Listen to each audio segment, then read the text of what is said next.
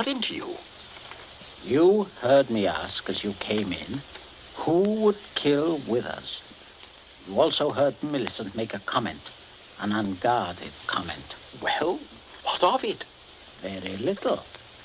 Unless you were to hear that Withers had met a violent end this very afternoon. And that, my dear Smollett, is what you are going to hear. What? Withers? Yes. Who killed him? Millicent. Good Lord. Yes, it's a mess. And of course, you would have remembered and guessed. Maybe. Yes, I suppose I should. Therefore, you constitute a problem. Why did she kill him? Oh, it's one of those disgusting things. Pitiable, too. She deluded herself that he was in love with her. Good heavens, Millie. Oh, yes, of course, I see. He had told her about the Davis girl. I understand. Now, I have no wish, as you will comprehend, that she should be proved either a lunatic or a murderess. I could hardly go on living here after that. I suppose not. On the other hand, you know about it. Yes, I see that makes me a problem. You're wondering if I could keep my mouth shut. If I promised... I am wondering if I could believe you. But if I promised... If things went smoothly, yes. But not if there was any sort of suspicion, any questioning. You would be afraid of being an accessory. Why, I don't know. I do. What are we going to do? I can't see anything else. You'd never be fool enough to do me in. You can't get rid of two corpses. Oh, I regard it as a better risk than the other. It could be an accident. Or you and Withers could both disappear. There are possibilities in that. Listen, you can't. I can, but there may be a way out. There is. Smollett, you gave it to me yourself. I did what? You said you would kill Withers. You have a motive. Oh, look here, I was joking. Of course you saw that. You are always joking. Listen, Smollett, I can't trust you. You must trust me. Else I will kill you now in the next minute. I mean that. You can choose between dying and living. Go on. Now, there's the old well just outside the sun porch door. That's where I'm going to put Withers. No one outside knows he has come up here this afternoon. No one will ever look there for him unless you tell them. You must give me evidence that you have murdered Withers. I murdered him? Why do you want that? So that I shall be dead sure that you will never open your lips on the subject. I see. What evidence? George, hit him in the face. Sure. George, don't! Keep out of this. Oh, Captain, you should be more careful. Look what your teeth did to my knuckles. Again, George. Okay. Oh, I can't stand it. Oh, how can you? Keep quiet. You women keep out of this. I'm sorry, Smollett, but there must be traces of a struggle between you and Withers. Then it will not be altogether safe for you to go to the police. But can't you take my word, man? I will when we are finished. George? Yes? Get the croquet mallet. Right, Governor. Take your handkerchief to it. In there on the sun porch floor. Yeah. Yes, I got it, Governor. There, Captain. There's the weapon. As I told you, Smollett. Now, you'll just grasp the end that mashed Withers' head. I shall shoot you if you don't. But, good Lord, you can't. All right. There. That's it. Now deposit it out by the side of the house, out of the rain, of course. No, wait, George. Yeah? First, you'd better pull a few hairs out of his head and put them under the nails of Withers' right hand. Princey, have you gone mad? Do you know what you're doing? With this gun, yes. Go ahead, George. Sorry to muss your hair up, Captain. Oh, shut up, Smollett. There. That's all we need. Now for Withers, and we'll fix it right up. Be right with you, Governor. Smollett, you may turn around. Withers is just there in the sun porch. Draw back the curtain. Good Lord, Princey. Yes, messy. But we'll get him fixed up. Now, you, Smollett, you've just got to drag him through the door and dump him in the old well. Just beyond the door, Captain. I won't touch him. I won't. All right. Stand aside. Out of range, George. Right. Only one place I want this bullet to go. Father. Oh, Father. Keep quiet. My aim's none too good. Wait a minute. That's better, Smollett. Much better. Go on now. In here. You'll have to take him outside. By the shoulders ought to do it, Captain. Keep quiet, George. Go on, Smollett. Go on. You've seen dead men before. Drag him. Drag him. I'll just hold the gun here to make sure that everything goes all right.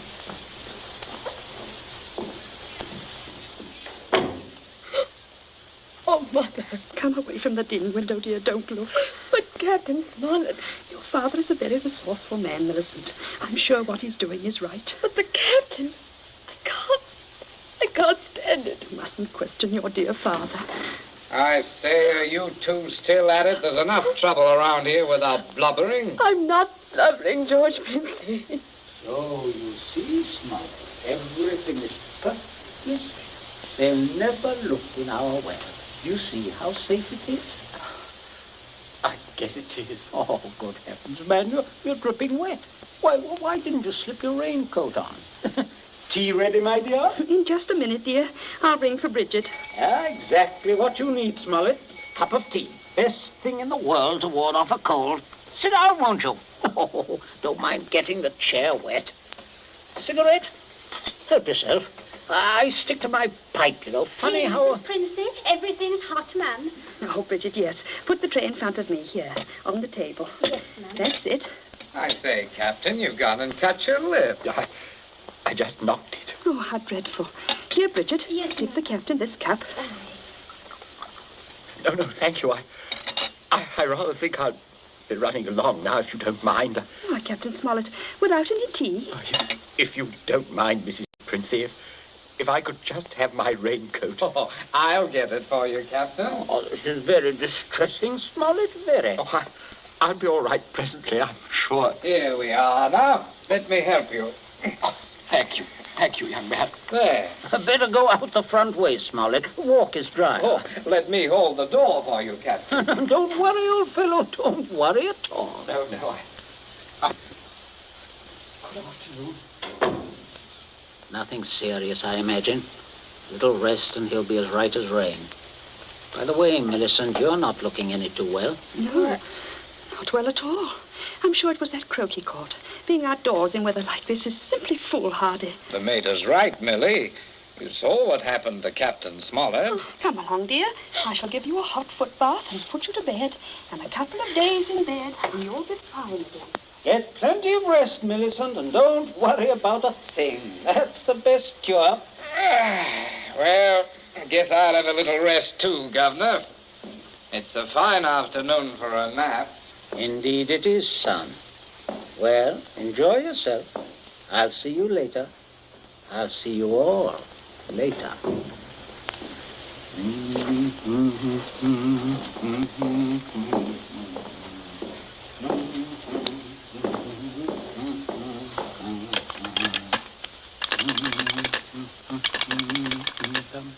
Your number, please. Oh, would you get me the police station, please? Police station. Right away, sir.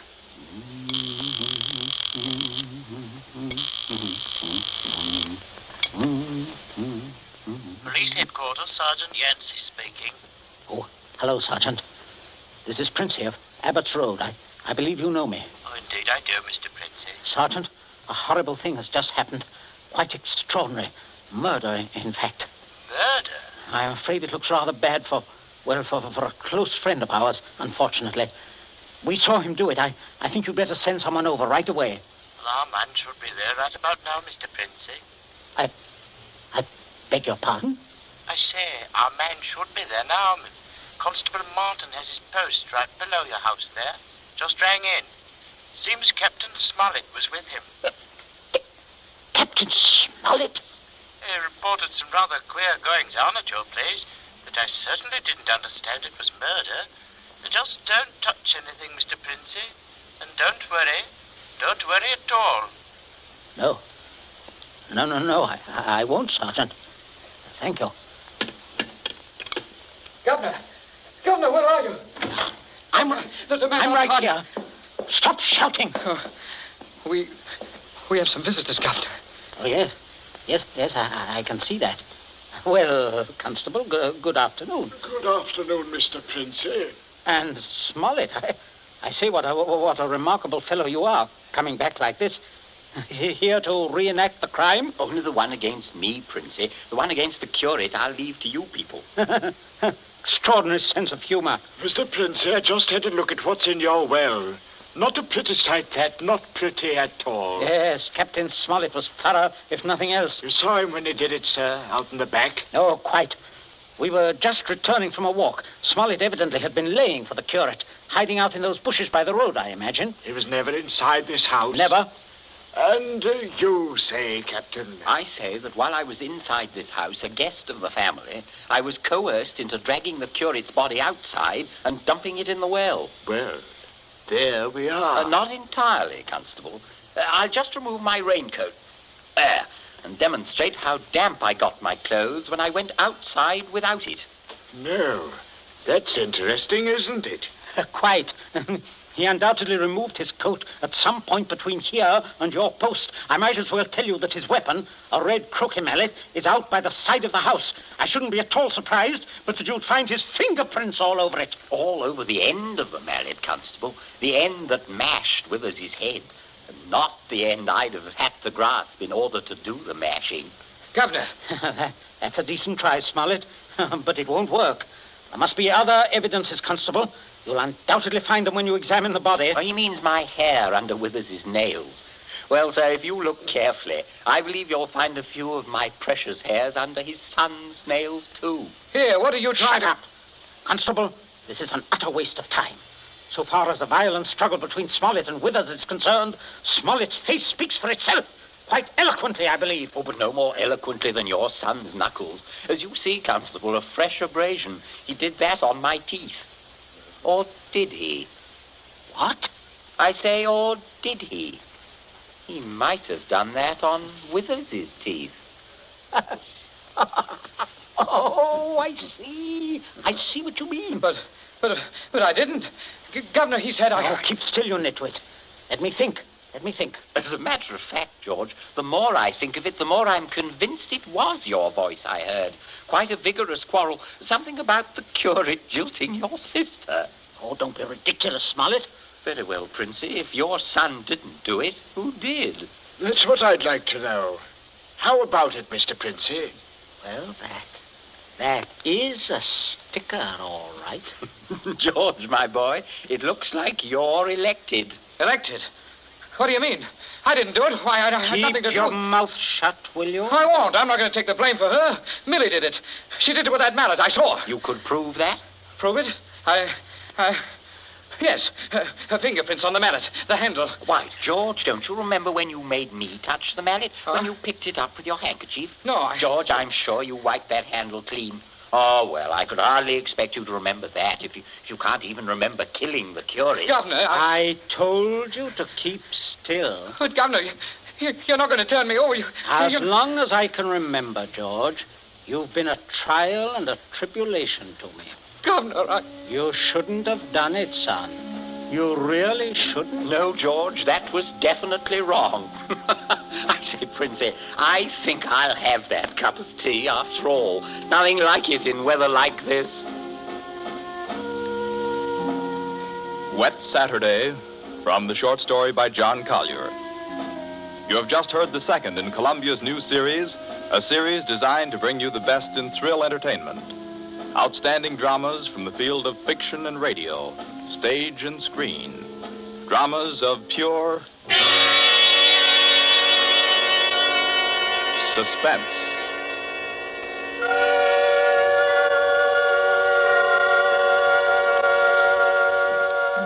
This Columbia feature is produced and directed by Charles Vanda, with script by Harold Medford and score by Bernard Herrmann.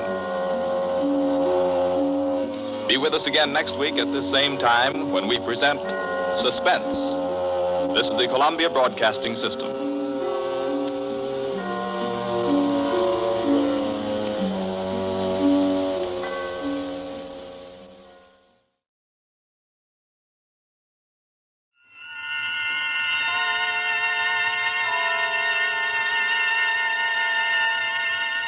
The Columbia Network takes pleasure in bringing you Suspense.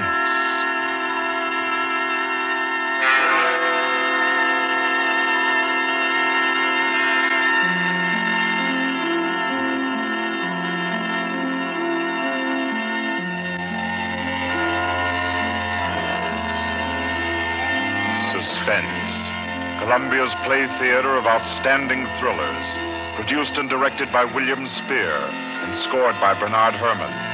The notable melodramas from fiction and stage and screen, from the world's great literature of entertaining excitement, presented each week to bring you to the edge of your chair, to keep you in suspense.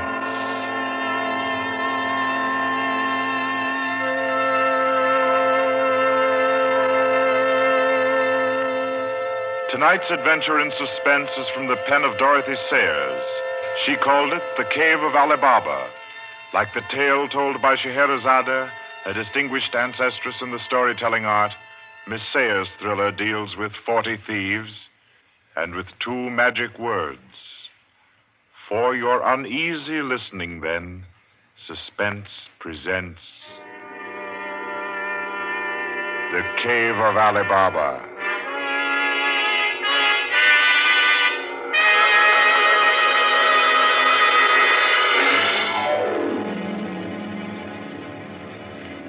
On a Saturday afternoon in January, in a grim and narrow house in Lambeth, a man sat eating kippers and reading the daily paper. He was smallish and spare, with brown hair rather too regularly waved and a strong, brown, pointed beard. His double-breasted navy blue suit, his socks, tie, and handkerchief were all scrupulously matched, and his brown boots just a trifle too highly polished. He did not look a gentleman, not even a gentleman's gentleman. Yet there was something about his appearance which suggested that he was accustomed to the manner of life in good families. A superior butler, perhaps, yet not old enough to be retired. A footman who had come into a legacy, yes. He had just finished eating, and he was sipping his coffee when a slight noise at the front door caught his ear.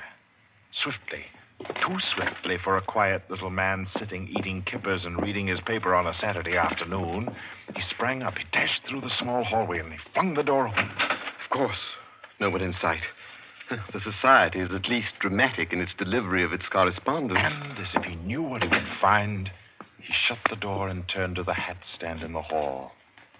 An envelope had been placed there. It was addressed to Joseph Rogers. So Mr. Rogers opened the note. Number 21. An extraordinary general meeting will be held tonight at the house of number 1 at 11:30. You will be absent at your peril. The word is finality. Finality. Yes, I think so. The man called Joseph Rogers stood for a moment, studying the note. Then he strode to the rear of the house, to a tall safe built in the wall. Carefully, he manipulated a dial. He swung the safe door open. He stepped inside into a small strong room. He opened a drawer marked correspondence, placed the note inside, and then came out again. A moment to reset the lock for a new combination, and then he went back into the living room. He reached for the telephone. He lifted it from the cradle and then reconsidered. Too dangerous. He hurried upstairs and clambered into an attic. In the furthest corner, he searched for and found a knothole in the woodwork. He pressed it. A concealed trapdoor swung open, and he was in the loft of the adjoining house. He paused before 3 cages, in each of them a carrier pigeon. Carefully, he wrote a note, slipped it under a pigeon's wing. There you are, my pretty. There, take it easy now. There you go. Fly straight.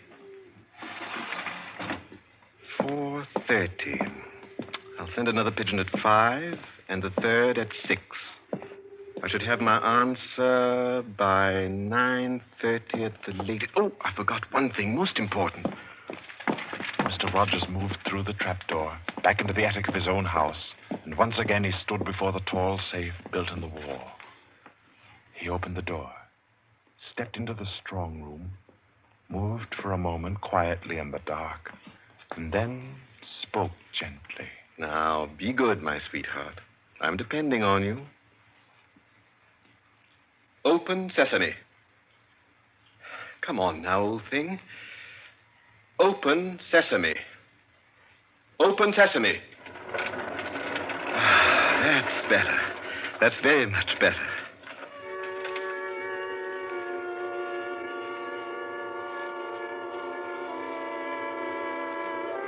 By 9:30, his answer was back. All the little piece of paper said was a hasty okay. At 11:15, he took his revolver from a locked drawer, inspected it carefully.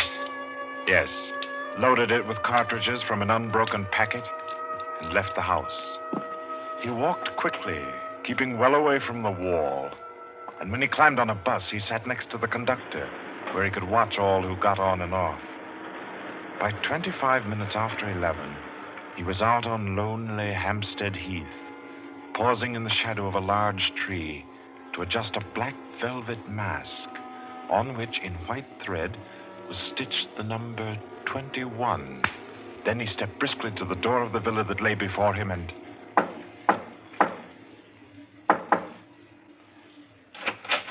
What is it? Finality. Come in. Go right on through. Number 1 will check you in. Right.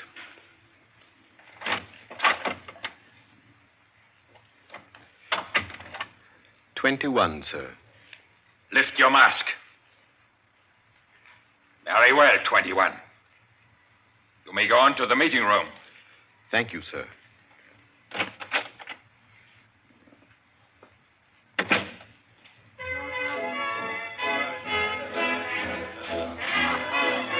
The room of the villa in which Mr. Rogers now stood was a large one, a brilliantly lighted room. There was a gramophone in one corner blaring out a jazz tune. To its rhythm, couples, masked men and women, were dancing. Some were in evening dress, some in tweeds and jumpers. In another corner of the room was the bar. Mr. Rogers went up to it and asked the masked man in charge for a double whiskey. He consumed it slowly, leaning on the bar. The room filled. Presently, someone moved across to the gramophone and stopped it. Mr. Rogers looked around. Number 1, the massive gentleman in evening dress who had checked him in, appeared on the threshold. A tall woman in black stood beside him. Her mask, embroidered with a white number 2, covered her hair and her face completely. Only her fine bearing, her white arms, and her dark eyes, shining through the eye slits, proclaimed her as a woman of power, of physical attraction. The masked dancers were silent now as number 1 spoke. Ladies and gentlemen, we are short 2 members tonight. I need not inform you of the disastrous failure of our plan for obtaining the plans of the Court Windlesham Heliscoper. Our courageous and devoted friends, number 15 and number 38, were betrayed and taken by the police. Some of you might fear that under examination these 2 would break down and give away our society. There is no need for such a fear. I gave the usual orders, and their tongues have been silenced. Their defense will be discreetly compensated in the usual manner. I call upon number 12 and 34 to undertake this agreeable task. They will attend me at my office for their instructions after the meeting. Will the numbers I have named kindly signify by raising their hands that they are able and willing to perform this duty? Thank you.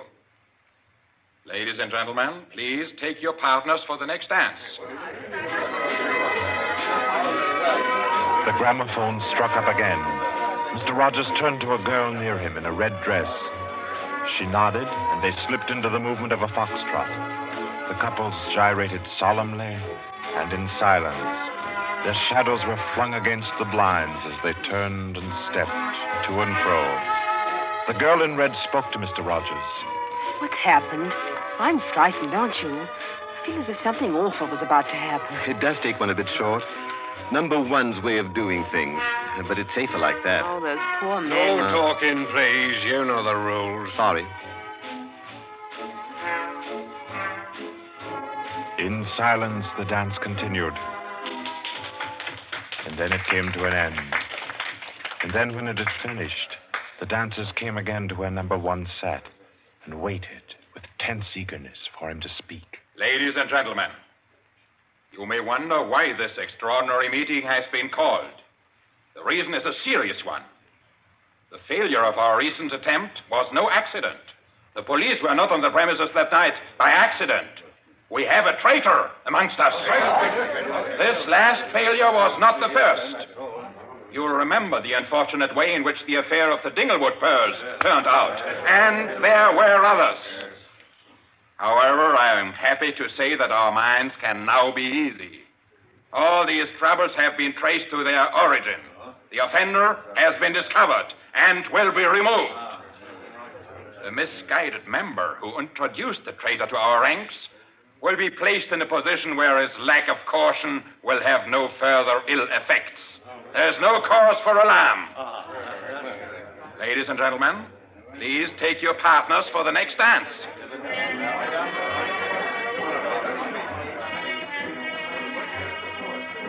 Again, the gramophone took up its bizarre monotony, and the masked dancers glided and turned, and their movements were sharper, more staccato.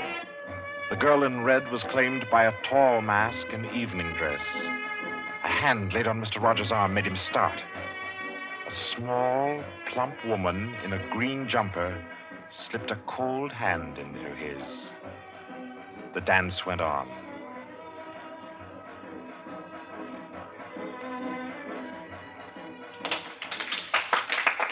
When it stopped, everyone stood detached, stiffened in expectation. The endless interval was over. Number one raised his voice. Ladies and gentlemen, you will no doubt wish to be relieved of the questions on your mind. I will name the persons involved. Number 37. No! Silence! I swear on never. Silence! You have failed in discretion. You will be dealt with. If you have anything to say in defense of your folly, I'll hear it later. Sit down. Number 37 sank down upon a chair. He pushed his handkerchief under the mask to wipe his face. Two tall men closed in upon him. The rest fell back. Ladies and gentlemen, I will now name the traitor. Stand forward. Number 21. Take off your mask. Number 37. This man was introduced to our society by you under the name of Joseph Rogers, formerly second footman in the service of the Duke of Denver, dismissed for petty thievery. Did you take steps to verify the statement? I did, as God's my witness. It was all straight. I had him identified by two of the servants. I asked all over about him. The story was true. I'll swear it was. Number 21. Your name has been given as Joseph Rogers. Is that your real name? Answer me. Is that your real name? No. What is your name? Peter Death Braddon Whimsy. Silence! My compliments, your lordship. We thought Lord Whimsy was dead. He was killed, so the paper said 2 winters ago, while shooting big game in Africa. He even left a will, proved of £500,000. To his mother, I believe, the Dowager Duchess of Denver. Lord Peter Whimsy, indeed. Well-known book collector, man about town, distinguished criminologist. Took an active part in the solution of several famous mysteries. Taking an active part, if you don't mind. So you deliberately led us to think you were dead and became Joseph Rogers to gain entrance to our society. What has become of the real Joseph Rogers? He died abroad. I took his place. And the end of your impersonation to uncover our society? Precisely. I see. The robbery of your own fete, a upon which we congratulated ourselves and which you helped to execute was arranged. Obviously. The robbery of the Duchess, your mother, was arranged by you. It was. It was a very ugly tiara. No real loss to anybody with decent taste. The burglary of the Winthrop mansion, the theft of the necklace at Covent Garden, the others as well. You arranged them all. All. May I smoke, by the way? You may not. Numbers 15, 22, 39. You have watched the prisoner. Has he made any attempt to communicate with anybody? None. His letters and parcels have been opened. His telephone tapped and his movements followed. Even the water pipes in his house have been under observation for Morse code signals. You're certain? Absolutely. Then we may be sure that he has been alone in this adventure. Well, ladies and gentlemen, please take your... Very well. Take the prisoner away. And be sure you explain carefully to him first the manner of his death. I'm sure he'll enjoy it. Wait, at least you can let me die decently. Take him away. Stop, I have something to say, something to sell. We make no bargains with traitors. No, but listen. Do you think I haven't thought of this? I'm not a fool. I've left a letter. To whom? To the police. If I don't return tomorrow, it'll be opened. It's a bluff. The prisoner sent no letter. He's been strictly watched for months. I left the letter before I came to Lambeth. Then it can't contain no information of any value. Oh, but it does. The combination of my safe. Indeed? Has this man's safe been searched? Yes. What did it contain? No information of importance, sir. An outline of our organization, the name of the house, nothing that can't be altered and covered before morning. And did you investigate the inner compartment of the safe? You hear what he says, did you? He's trying to bluff. There is no inner compartment. I hate to contradict you, but I'm really afraid you must have overlooked it. And what did you say was in the compartment, if it does exist? The names of every member of this society with their addresses, photographs, and fingerprints. How did you say you contrived to get this information? By doing a little detective work on my own. But you've been watched. True, the fingerprints of my watches adorn the first page of the collection. That statement can be proved? Certainly. The name of number 40, for example... Stop! If you mention names here, you will certainly have no hope of mercy. Bring the prisoner to my office. Ladies and gentlemen, take your partners for the next dance. Yes.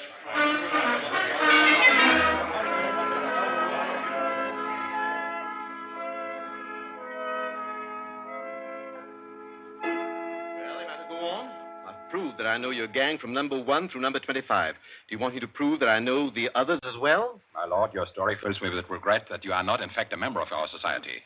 Wit, courage, and industry are valuable in an association like ours. I fear I cannot persuade you. No, I suppose not.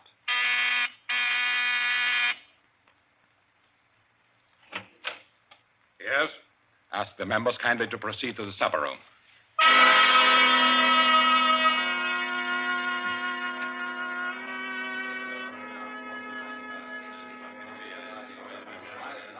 Ladies and gentlemen, I'll not conceal from you the seriousness of the situation.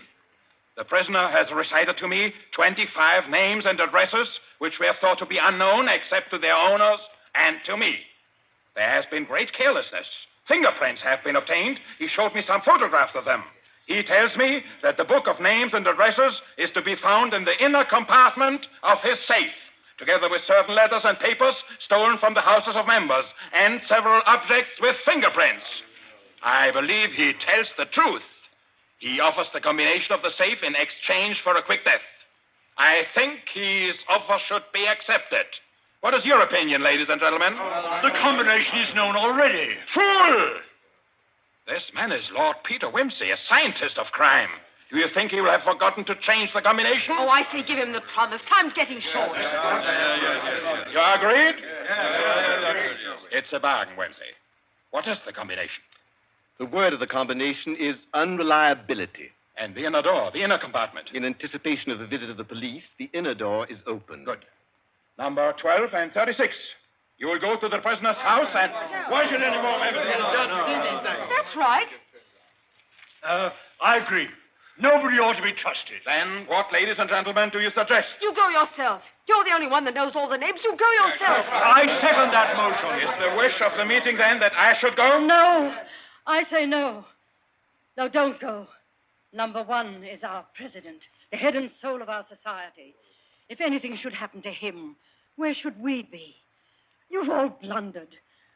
We have your carelessness to thank for all this. Do you think we should be safe for 5 minutes if he were not here to repair your follies? There's something in that. If you will pardon my suggesting it, the lady appears to be in a position peculiarly favorable for the reception of the President's confidences. The contents of my modest volume will be no news to her. Why should she not go herself? Because I say she must not.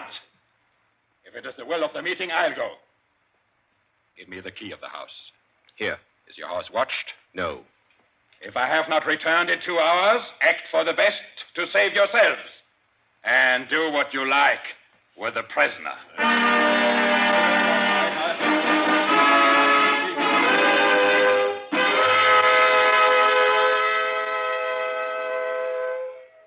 The president has been gone 2 hours. Traitor! What's happened to him? How should I know?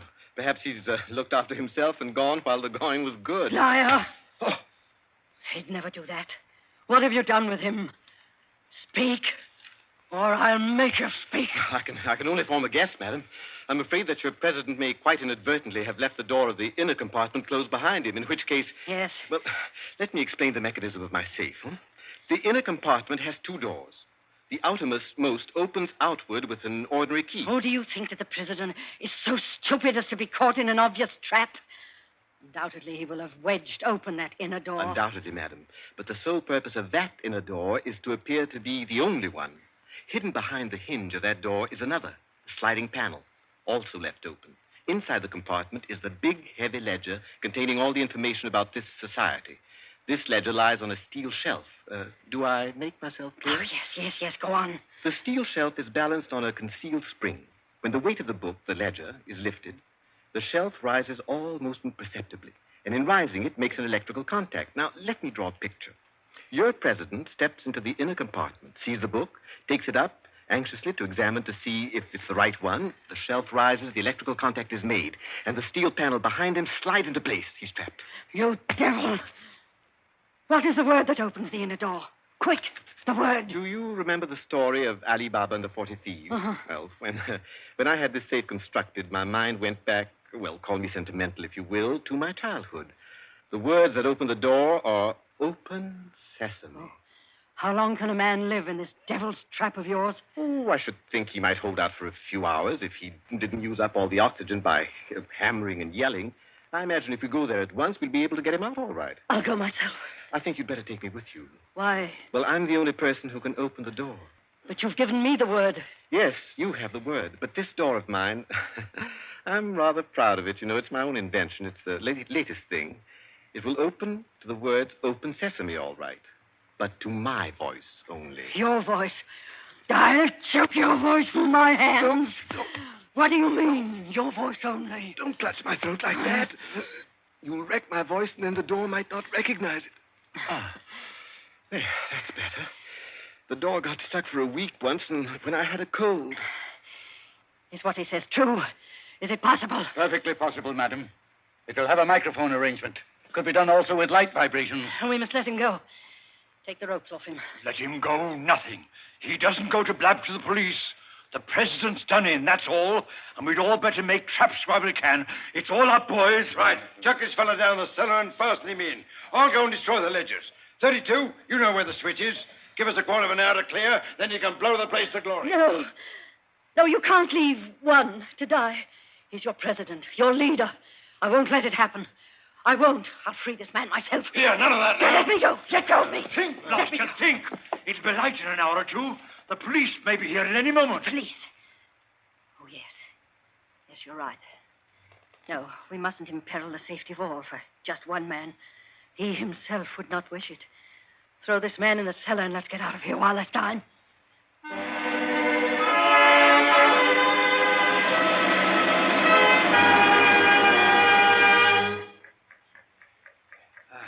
Here.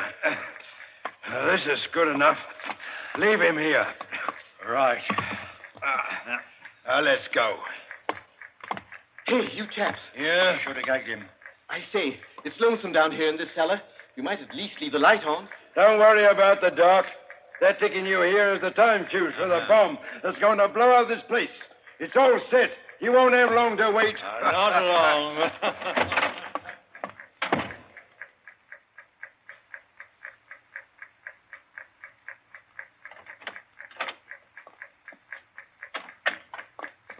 Who is it? Who's there? Hold still, so I can cut the ropes. Well, if it isn't two. My compliments, madam, on your loyalty to your president. Quick. They've set the time fuse. The house is mine. Follow me as fast as you can. Number one must be saved. And only you can do it. Well, how did you manage to... There's no time for questions. Get up and follow me. You will release him. You promise. I promise. But I warn you, madam, that this house is surrounded. When my safe door closed, it gave a signal to Scotland Yard. All the members of the society are taken. Never mind them. Here, outside. Quick. All right, who's there? Is that you, Inspector? Get your fellows away, quick. The house is going up in a minute.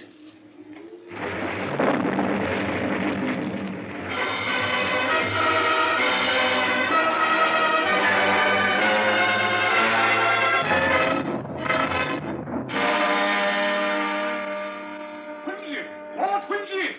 It's Inspector Parker, old man. Are you all right? Yeah, I'm a bit winded.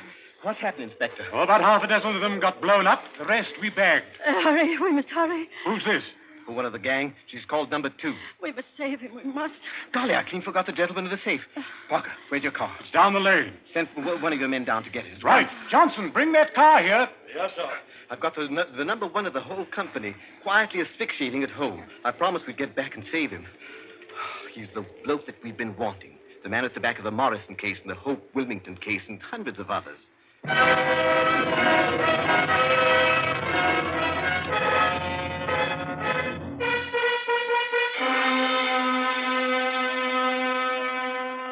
Is this it? Quite a contraption. Yes, I only hope he hasn't upset the adjustment by thumping at it. Oh, please, hurry. I hope you haven't hurt my voice. You sound all right. If I can only be conversational. Come on, old thing. Show us your paces. Open sesame. Open sesame. Confound you. Open sesame. Open sesame.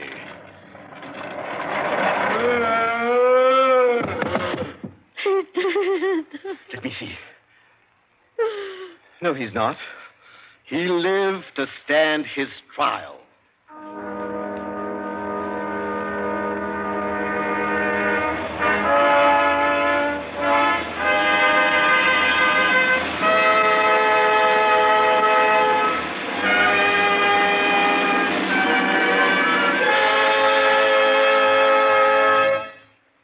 And so, all's right with the world, as it always is when Lord Peter Wimsey is involved.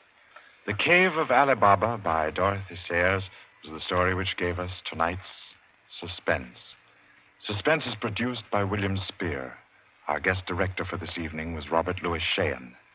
Tonight's radio drama was written by Peter Lyon and scored by Bernard Herrmann. Romney Brent was Peter Wimsey, William Moulton played number 1, and Ira Gerald, the lady in the case. Others in the cast were Kathleen Cordell, Victor Beecroft, Roland Bottomley, J.W. Austin, William Podmore, Ian Martin, and William Moulton. Next Wednesday, Suspense will not be heard because of a special all-star Hollywood broadcast which Paramount Pictures will present. 2 weeks from tonight, at this time, Columbia will bring you another selected story from the world's great literature of thrills. Another study in suspense.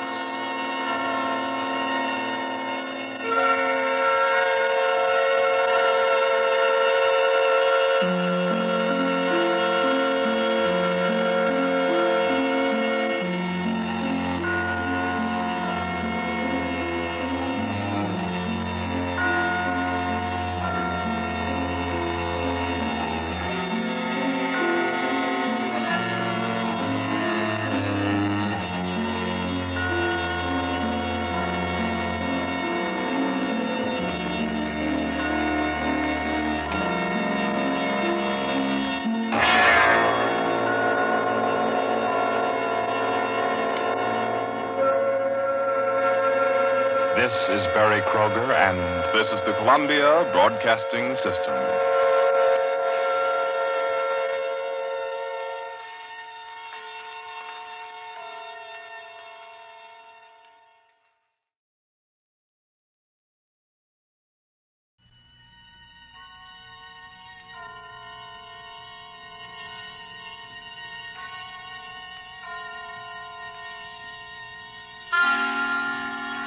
Suspense.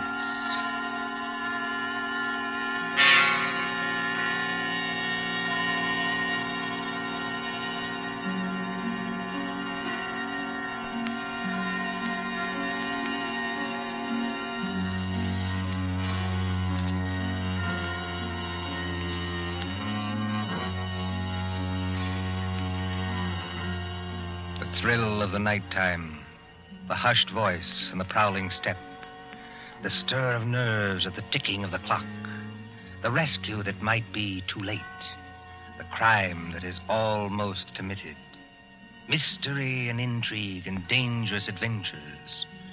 We invite you to enjoy stories that keep you in suspense.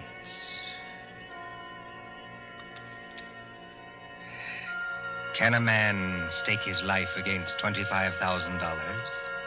Can another and cleverer man track him down like a hunter, stalking his prey and kill him within 5 hours?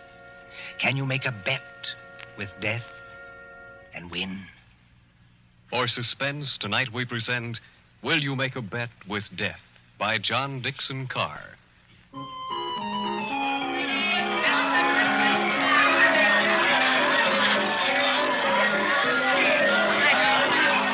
Coney Island on a summer day.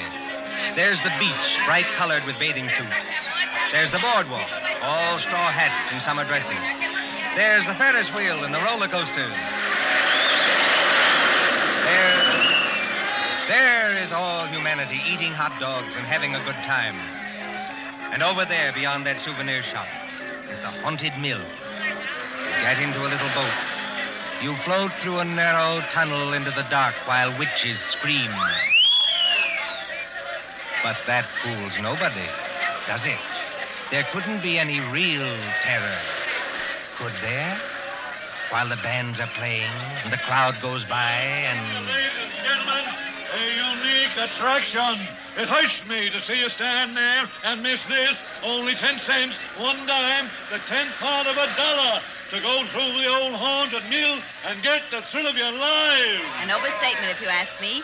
1 ticket, please. Did you say 1 ticket, lady? That's right, 1 ticket. What's the thrill? Beg pardon, lady? I said, what's the thrill? Lady, the gals who come here with their boyfriends don't have to ask that. 10 cents, please. This way and mind the gate. Thank you. Step right up, ladies and gentlemen. Get your ticket for the old haunted mill where ghosts will walk and corpses... Give me some tickets. Now, Hurry. just a minute, young fella. I know you want to get into the old haunted mill, but there's plenty of time. How many tickets? I don't know. Better give me 10. 10 tickets. Do you hear that, ladies and gentlemen? Here's a young fella who likes the old haunted mill so much he buys 10 tickets. Don't call everybody's attention. Listen, I've got a better idea. Whatever boat comes after mine, yeah, I'll give you an extra $1 to send that boat through empty. Now, what's the matter, son? The cops ain't after you, are they? No. It's nothing like that. Will you do it? Well, money talks, young fellow. Okay, go ahead.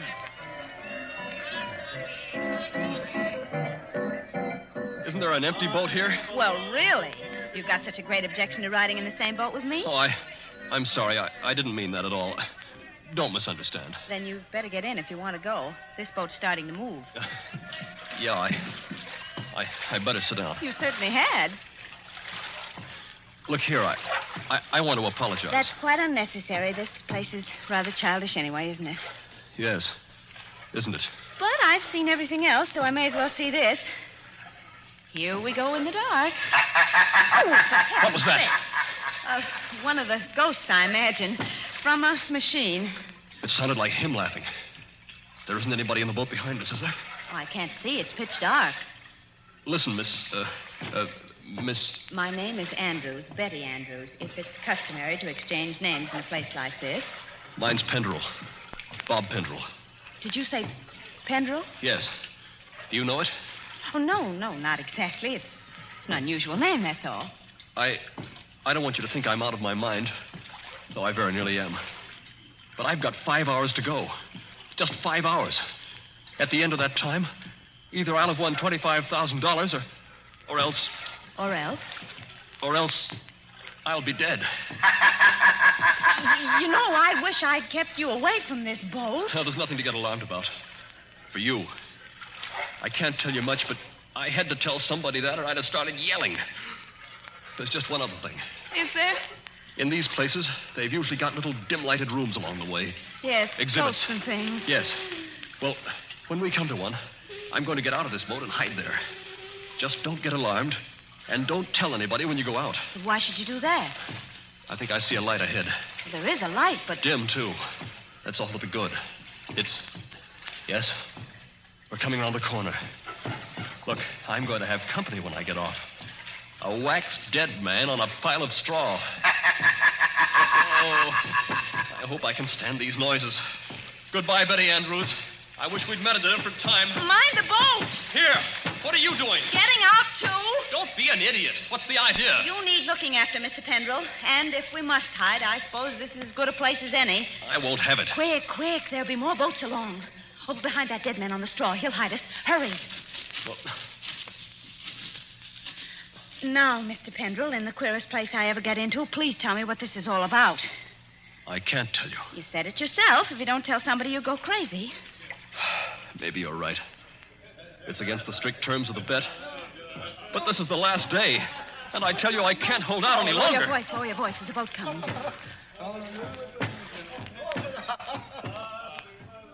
I wonder if you ever heard of my stepfather, John Destry. Yes.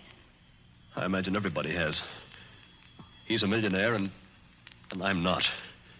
I'm just a chemist. An analytical chemist. Not very successful. So if I'd had time, if I'd had money, I might have worked out a process that would have... Well, I think it would have helped in the war. But he's got money. Yes, he's got money. Well, my mother died years ago. This Destry's a big, white-haired, fine-looking fella. You'd think butter wouldn't melt in his mouth. He's got an apartment in the East 60s, secretary, I never met her, valet, cook, that kind of thing. Well, he used to invite me there. I wouldn't go. Then he got hold of a book I had to have, a German work on chemicals. So I went. After dinner in that study of his, over the brandy...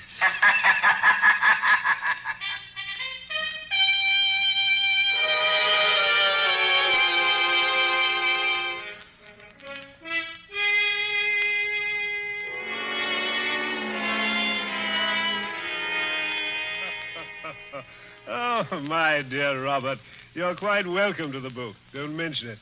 Oh, what do you think of this brandy, by the way? It's excellent, thanks. Yes, I thought you'd like it. And now that we're all relaxed, comfortable after dinner, tell me something. Yes, Mr. Destry? You hate me, don't you? Frankly, I do. And always have. Good. Then you'll be relieved to hear I've always felt the same about you. But tell me something else. Did you ever know me to break my word? No, I never did. I'll give you that. I asked you, Robert, because I want to make a little bet with you. That is, if you have the nerve, which I doubt. Well, I'm afraid I can't afford to make bets. You were always careless with money, Robert. Well, I've been thrifty. I saw that when your mother was alive. But you can afford to make this bet. Look here, in my desk. Well? $25,000, Robert. $25,000 in 5 $100 bills. And what would I have to bet against that? Your life. What? My life?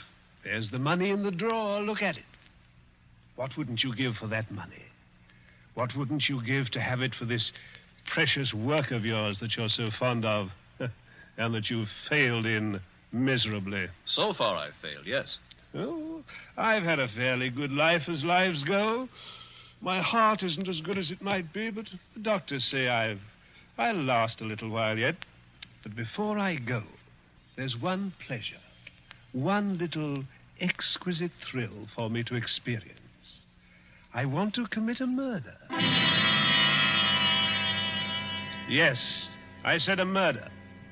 My bet is that I can kill you within 6 months, and that you can't stop me, and that I'll never be punished for it. What do you say? Yes or no? I believe you mean that. Of course I mean it. And Just how would you propose to kill me? Ah, that would be telling. You know, if I had time to think this thing over... There's no thinking it over. Now. Yes or no? Yes. You must need the money badly, Robert. I do need it. But oddly enough, Mr. Destry, that isn't why I'm doing this. No? No. I want to show you can't play the Lord Almighty and get away with it. Are you challenging me? Yes. You don't think I can do it? I know you can't. We mustn't get excited, Robert. There will be conditions to the bet, you understand? What conditions? First of all, you'll never mention this matter to anyone. All right. That seems fair enough. You'll remain within the city limits of New York for 6 months. You'll spend at least 1 hour of every day walking the open streets alone. All right. You'll spend at least 1 hour every evening in your own room, alone. I may come to see you, or I may not. Trying to scare me already, are you? Finally, you'll write out a little note and give it to me. There's pen and paper on the desk in front of you. Write it now. Let's hear what I have to write before I do anything like that. You will write, I am a failure. You can't stop harping on that, can you? I am a failure, and this was the only way out. I wouldn't have done it otherwise. A suicide note? Yes. I intend to use it when I, operate. And if I won't write it? Ooh, then there's no bet. All right, I'll do it.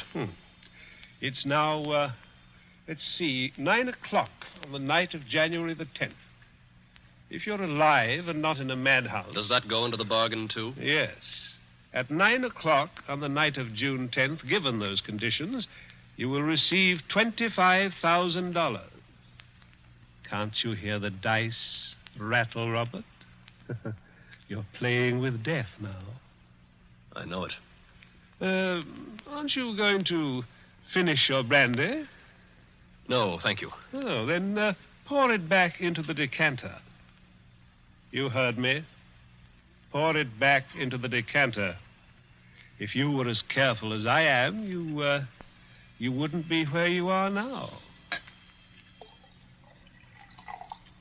That's right. Always be thrifty. I can promise you, by the way, that you'll always be perfectly safe as long as you're in this apartment.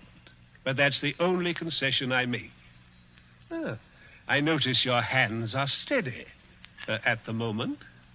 I wonder what they'll be like a month from now.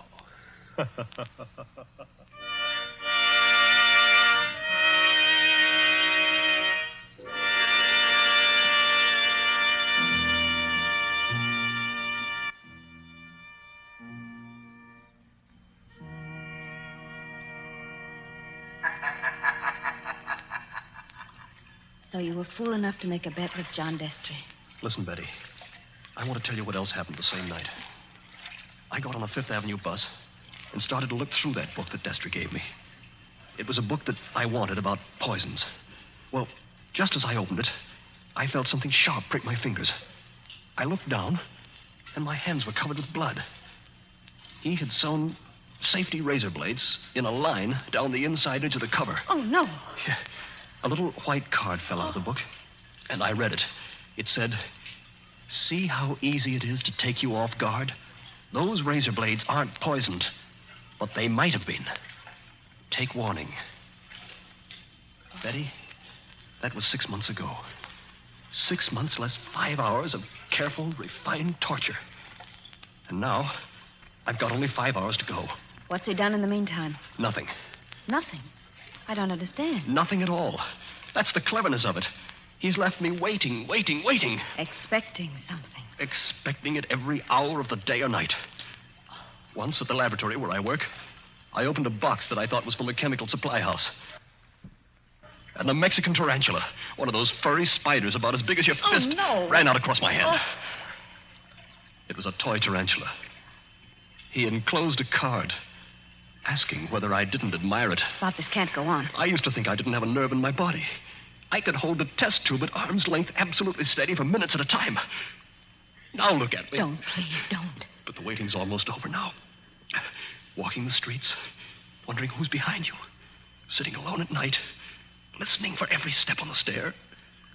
He's got very little time left now, and he's got to do something. The question is, what's he going to do? Well, maybe he doesn't mean it. Maybe he's only doing it to scare you. And lose all that money? Oh, you don't know my stepfather.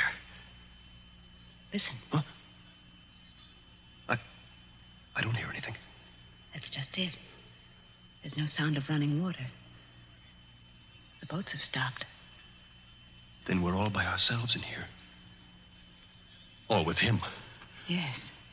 Oh, Lord, how I wish I hadn't gotten you into this. Oh, I'm all right. Or at least I think I am. I thought I saw him in the crowd outside, but I couldn't be sure. I'm seeing him everywhere. Now, Bob, just a minute. Just tell me one more thing. Did you ever see Mr. Destry, I mean face to face, after that first night? Oh, many times. He came to see you? He came to my laboratory once, yes, but mostly I went to see him. And why? Because it was the only place in the world I could feel safe. He's promised that nothing should happen to you while you were in his apartment. Don't you see it was part of the torture? Night after night he'd invite me, and I'd go, right up until last night. Last night, we were in that study of his, with the devil masks on the walls, and he was sitting behind the big mahogany desk.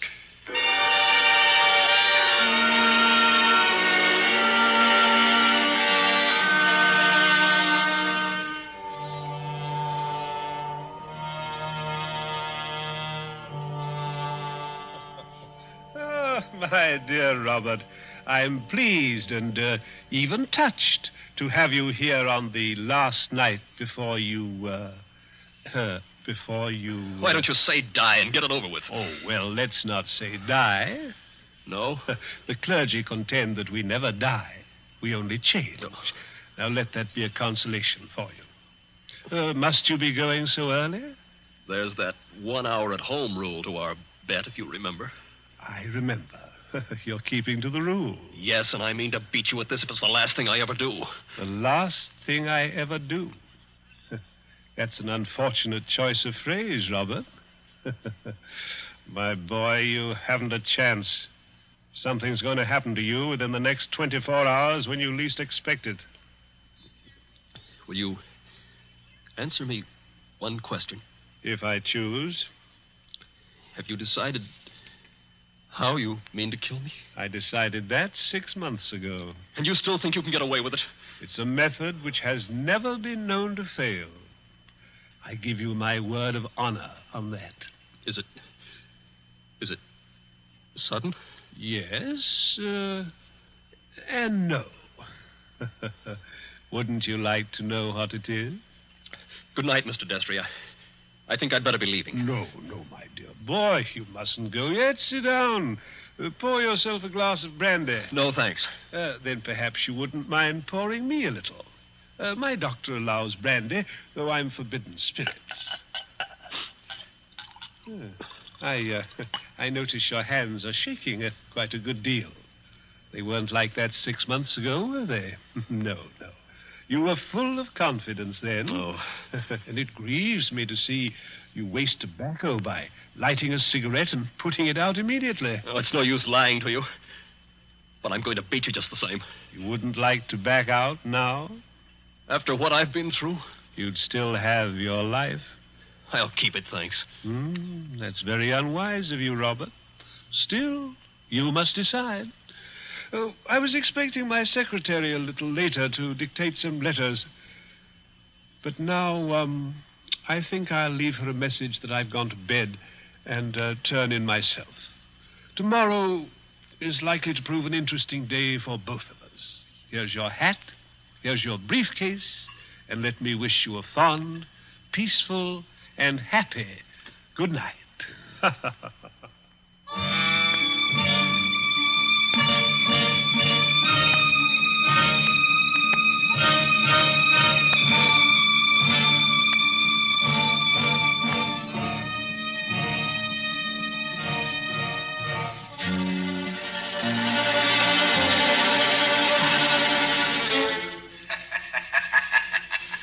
That hours last night, Betty. I said I had 5 hours to go. It's less than 4 hours now. If I can keep away from the old devil until 9 o'clock. I wish those boats would start running again. Why? Because it's almost as spooky in here as a real old mill. I know. Even that wax dummy on the straw. Any minute now. You're expecting to see him move? So am I. Now, don't stand up. It doesn't matter. If the boats aren't running, we can hear anybody who comes along. I hope so. Do you think Destry's got in? Bobby can't have got in. He can't even be here. Why not? Because Mr. Destry told me... Mr. Destry told you? I'm his secretary.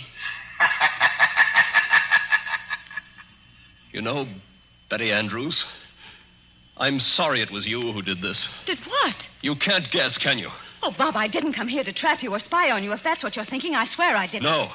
You only got me to tell you the whole story and lose my bet. I haven't heard a single word you said. Bob, please believe that. He didn't send you here, of course. No. And of course you never saw me at his apartment last night. No, I swear I didn't. I got there late. He'd gone to bed. I didn't even take off my hat or gloves before I left again. Don't you understand, Bob? I hate him, too. I want to see you beat him. You've got to beat him. You mean that? Look at me and see if I mean it. Betty, I almost believe you. You must believe me. And anything else? we better hide behind that dead man in a hurry. Those boats have started up again. I wish I could tell you, Betty, what that means to me. Come on, hurry. Wait a minute, you two. What? Stay just where you are. Where's that voice coming from? Along the tunnel, I think. But it's not Destry's voice. No, it's a man standing up at a boat. He's coming around the corner. I can see him now. Hurry. The old haunted mill, eh? My golly, if this ain't some place to make a pinch, I never heard of one. What do you mean? Make a pinch?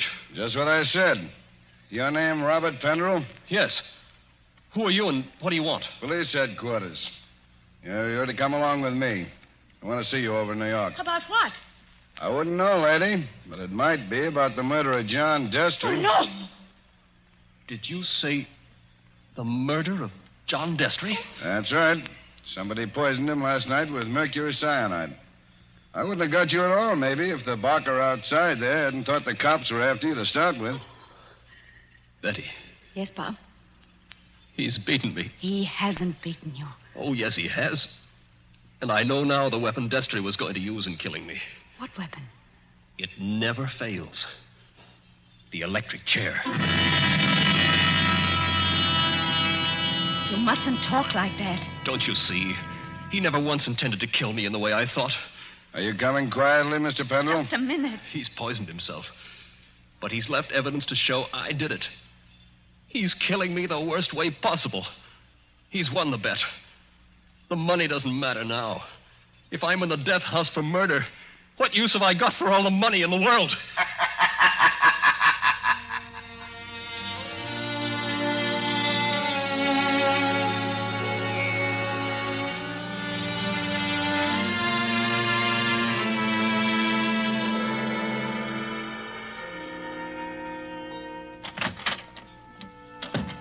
Penderell, let me introduce myself. My name's Mullen, Inspector Mullen. It's a pleasure to meet you, Inspector. It's a pleasure to be safe again. I've had you brought here to my office for a little quiet talk. You're in a jam, son, and I want you to realize how bad it is. You think I don't realize it? John Destry was poisoned with mercury cyanide administered in a glass of brandy. And only my fingerprints were on the glass besides his own. I can guess. Mr. Destry's body was found this morning lying behind the desk in the study. There was an empty glass with traces of brandy and cyanide. Now, we haven't had the full autopsy report, but the smell of that stuff is pretty distinctive. They tell me you're a chemist, Mr. Penderell. That's right. The boys find that 8 grains of mercury cyanide are missing from your laboratory. Where he visited me a month ago. And in your briefcase, which you took away from his apartment last night... He handed it to me. I remember. We found over $1,000 in cash. Now, take a look at this note. Did you ever see it before? Well, yes. I wrote it. You admit that? Yes. It says... I was a failure, and this was the only way out. I wouldn't have done it otherwise. Where did you find it? Torn up in little bits. You started to write a confession, and then you couldn't face the consequences. But you shouldn't have left the pieces behind. You're infinite, my boy. Unless... Unless what? Now, if you'd like to confess here and now, and maybe we did a little deal about second-degree murder, Oh, why... Inspector, why bother to string me along? How do you mean, string you along? There's no second-degree murder on a poison charge. It's the death house or nothing. He saw to that. It's too bad you had to go and kill him, son. Didn't you know he had an aneurysm? A what? Fatal heart disease. He said that he had heart trouble, but... Heart trouble? His doctor says he couldn't have lived 8 or 10 months anyway. And you might have got something in the will. So that's why he did it. Did what? Killed himself. You still stick to that crazy story you told the boy? He's going to kill me, isn't he? With 3,000 volts of electricity. Inspector Mullen. What are you doing here, Sergeant? Didn't I say I wasn't to be disturbed? All the same, Inspector, I thought I'd better do it. There's a young lady here, a Miss Betty Andrews. I think you'd better see her. I'll see her when I'm good and ready. And I think you'd better see her, Inspector. We've just heard from Mr. Destry's lawyer. Well? He said that young fellow there, Mr. Pendrell, inherits $25,000 in Mr. Destry's new will. Did you hear that, son? Do you see what you'd have gotten if you hadn't gone and killed him? He was keeping his promise, that's all. And a fine lot of good it'll do me now. But look, Inspector, I've just talked to the medical examiner, and he says there's no poison in Mr. Destry's body.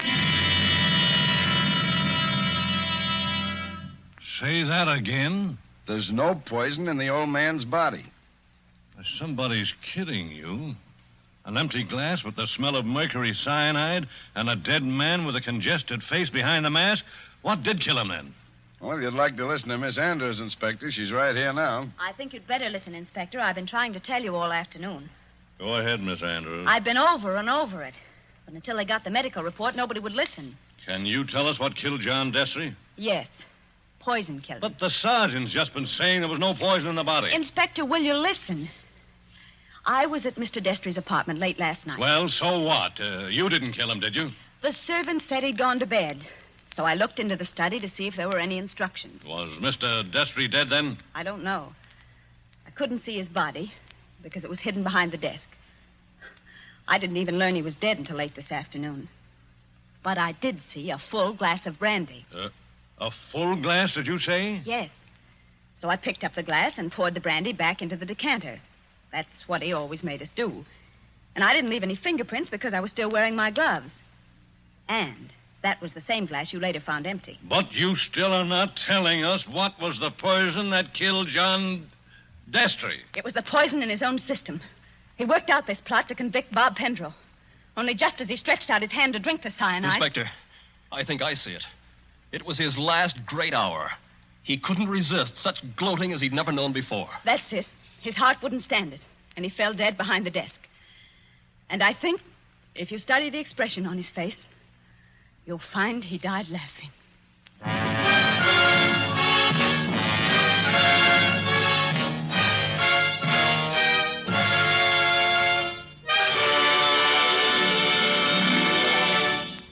And so ends Will You Make a Bet with Death?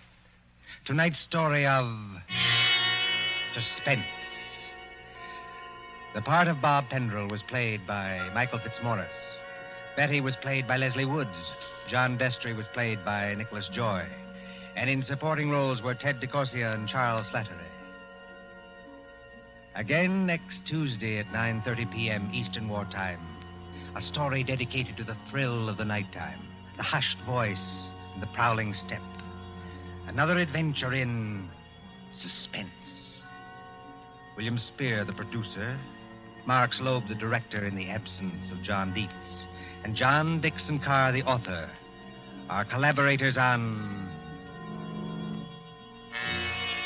Suspense.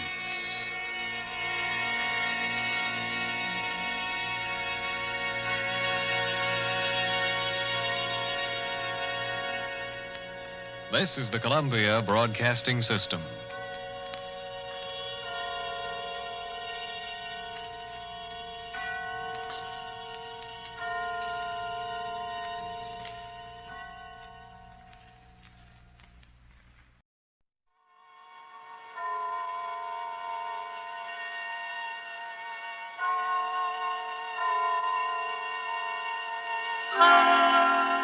Suspense.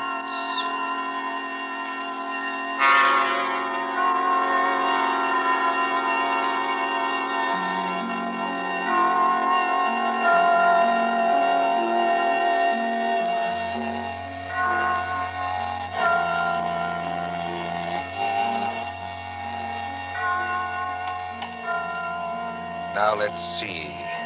Suspect, suspectant, suspend. Ah, here we are.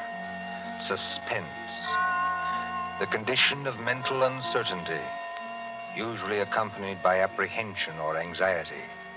Fear of something which is about to occur, as do not keep me any longer in suspense.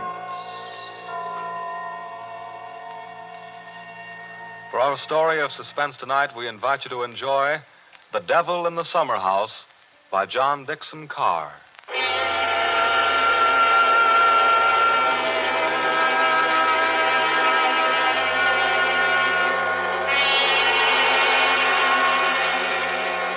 Somewhere along the Hudson, perhaps not far from Terrytown, there is a modest house in its own grounds.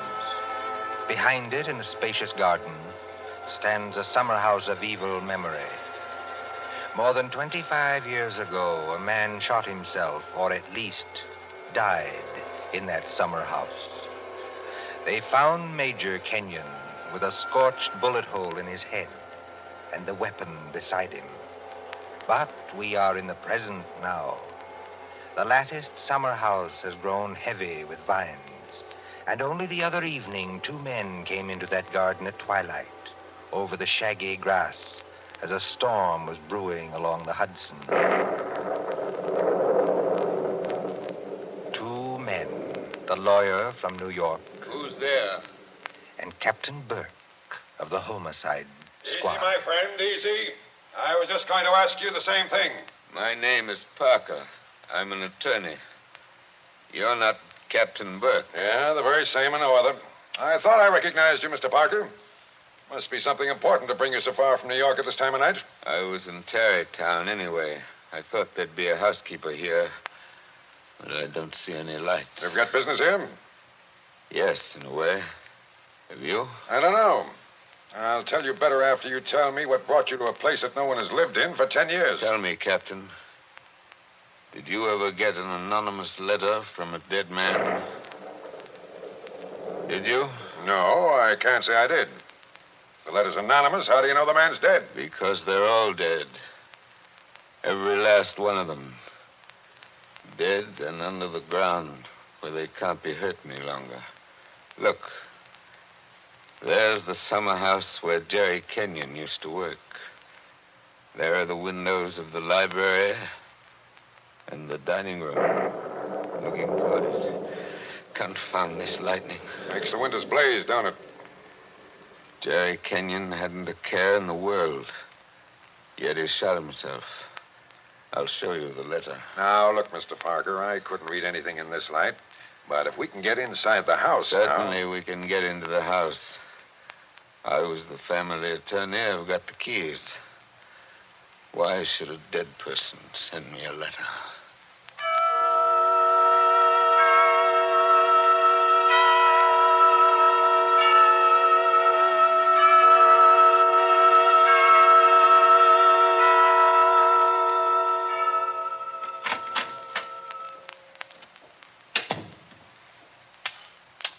No lights working, eh?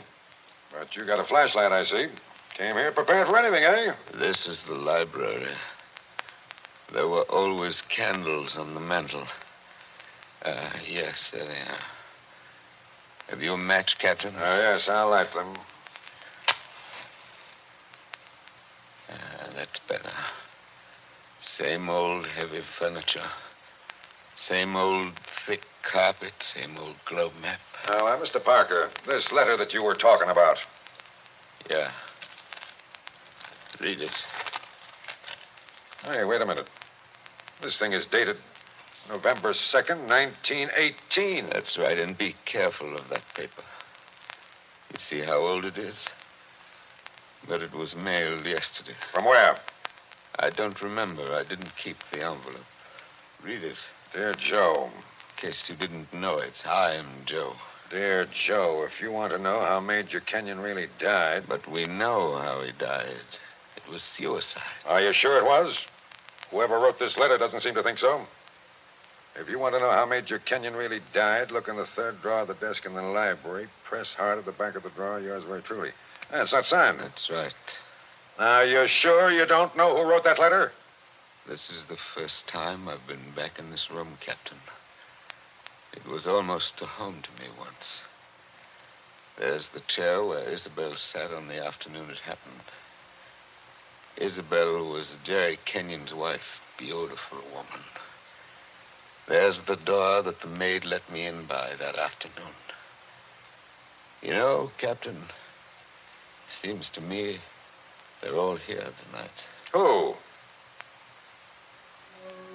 We stand beneath the sounding rafter, and the walls around us are bare as they echo our peals of laughter.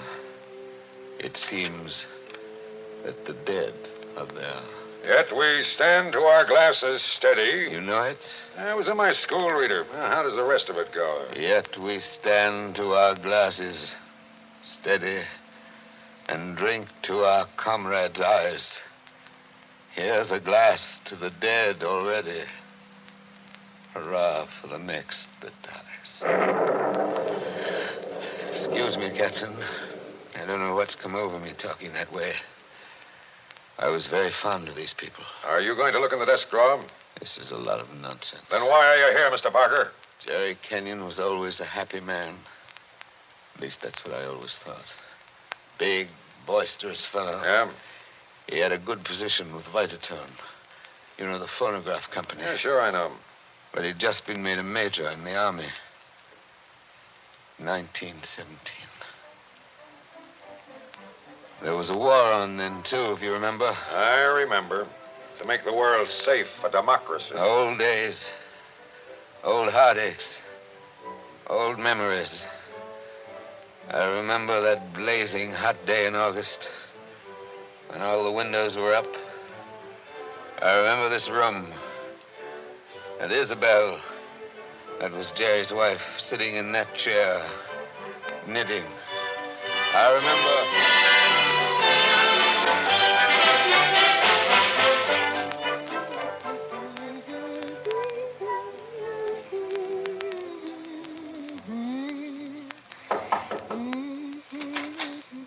Oh, yes, Kitty. What is it? There's a man to see you, Miss Kenyon. He says his name's Parker. Yes, I'm expecting him. Show him in, please. All right, ma'am. Shall I take your knitting in your knitting bag? Why should you take my knitting? I don't know, Miss Kenyon. I just wondered. You can come in now. Thank you. Hello, Joe. Hello, Isabel. You sent for me? Joe, I must apologize for Kitty. Servants are getting to be a problem nowadays. She looks pretty enough to get along. Oh, Kitty's got large ideas.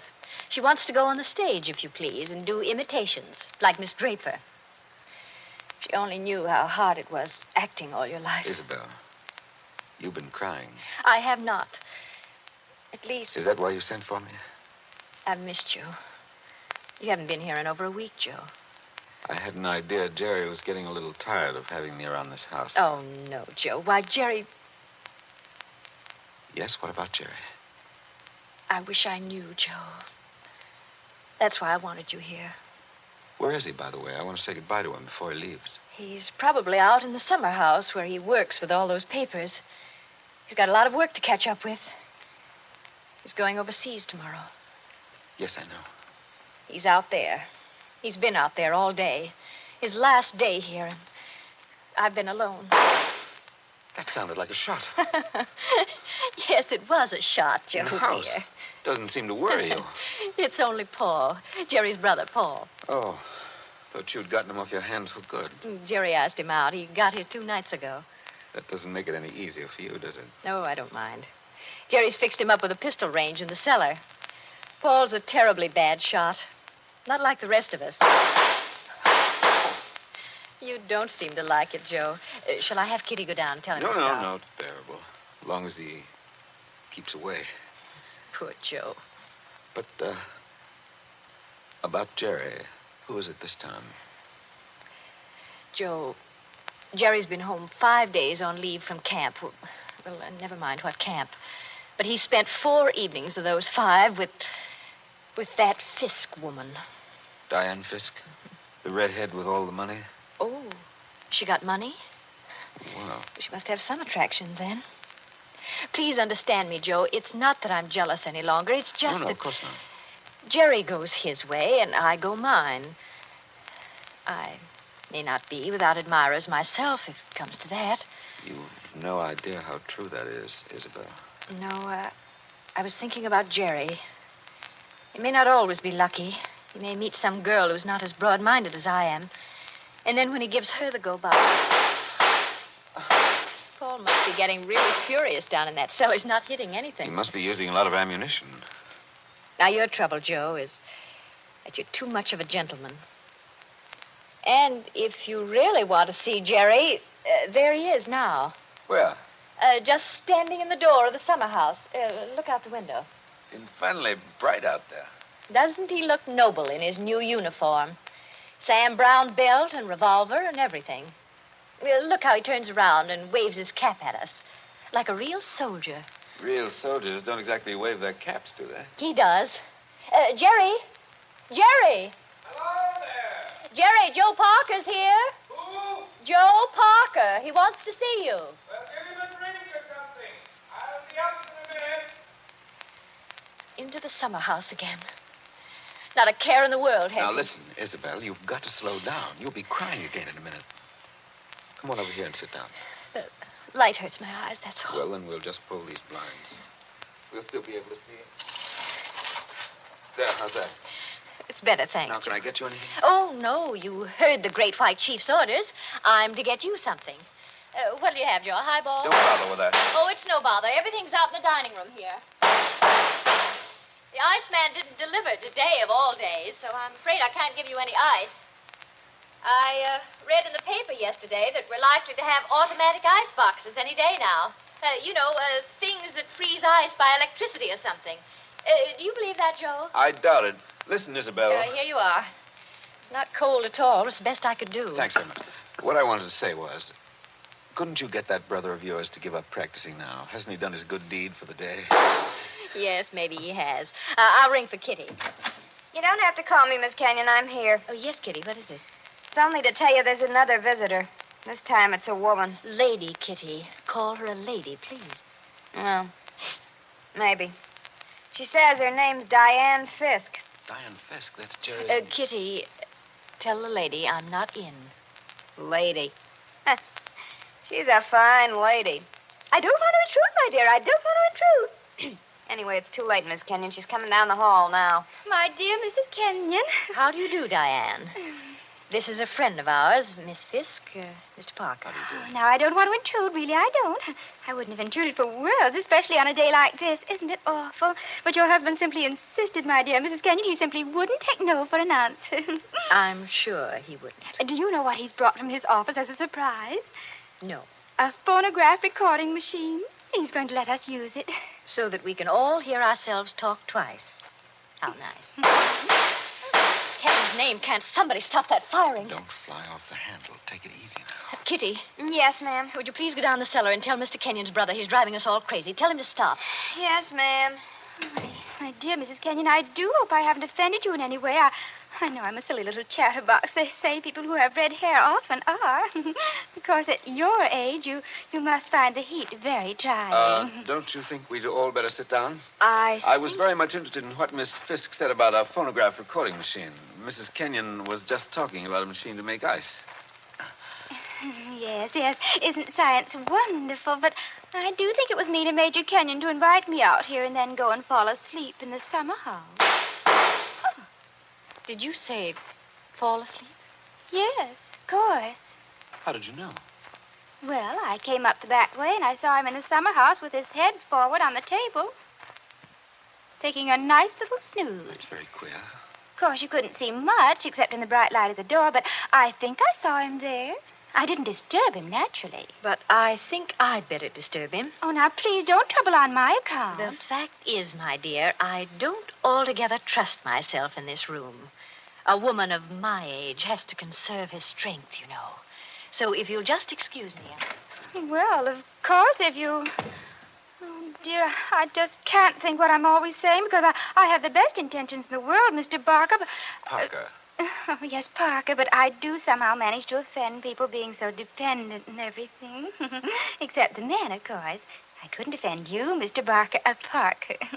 Now, could I? Madam, I'm not sure. Well, of course, the person I really came to see was Paul, Mr. Kenyon's brother. He's a little young, of course, but he's joining up next month, and I think we should all do our bit, don't you? He has such a pleasant personality. I think he likes me. Why, if he walked in at that door this minute... Now, how am I ever going to get any place? Someone's always interrupting my revolver practice just when I'm getting to the point where I can... Oh, Why, Paul, good Lord, are you here again? you're a very untidy object, Paul. Well, it's pretty untidy in this cellar. And dirty. I've got cockroaches on me, so keep away. Did you have a good day shooting? Swell. One of the best. Hit the target? On the only shot that mattered, I hit the target dead center. That sounded like Isabel. I think it was Isabel. Why have you got those blinds down? Get them up. What is it? What's wrong with you? What are you looking at through that window?